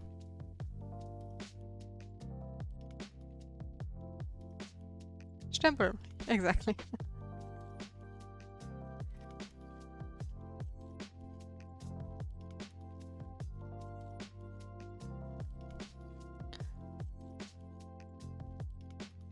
Nice, I added to my vocabulary. Have fun with that one. I mean, Stempel also means like stamp, if you like have to stamp paper and stuff, so it has multi-purpose use, I guess.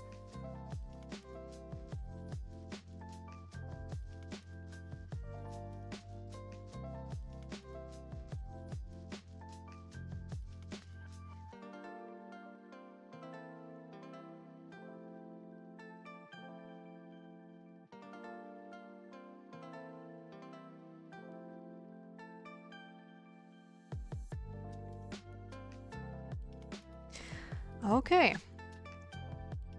Stempel and Schmetterling. The butterfly! Bye, I gotta charge. No problem, Simon. I'll see you around. Thank you for stopping by. And while we were at it, I think we did come a long way. I mean, I started with okay, we didn't have the hair as well, so...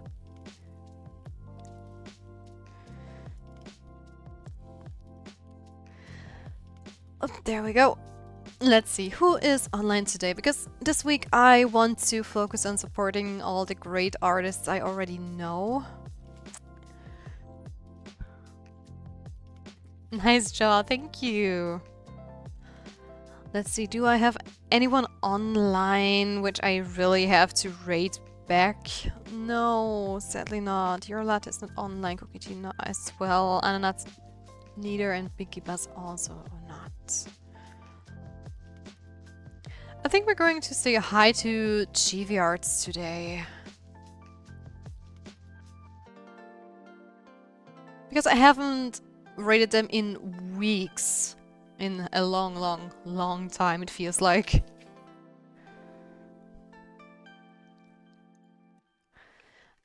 So let's see. Boop, boop, boop, boom. There we have our raid message for later. So anyone who wants to use it, just copy paste it. It has all the free emotes because we don't have paid ones yet. That's maybe a problem for future me. And we're going to read out to Chiviards in a moment. Anyways, guys, thank you so much for stopping by. Corwin, it was so nice meeting you too, and thank you for the Prime again and for being my 100 follower. I probably will never forget you because that's just like such a nice mark. Nice meeting you, thank you. So, and anybody else, if you really like the stream, feel free to leave a follow. It's completely free and you won't miss out on when I go live in the future. And if you want to support little old me, I would really appreciate a sub. It would help me out a lot. And maybe we get a VTuber one day then. Okay, guys, a wonderful rest of the day. Have a nice morning, evening, night, whatever time zone you're in. And we'll see each other tomorrow, same time as always. And I'm a pro, it didn't work. Why didn't it work? Did I have like, I don't know, space somewhere? How odd. Okay, never mind. It looks, I copy pasted it and now it works. That's weird. Okay, guys, then bye bye and be nice, say hi.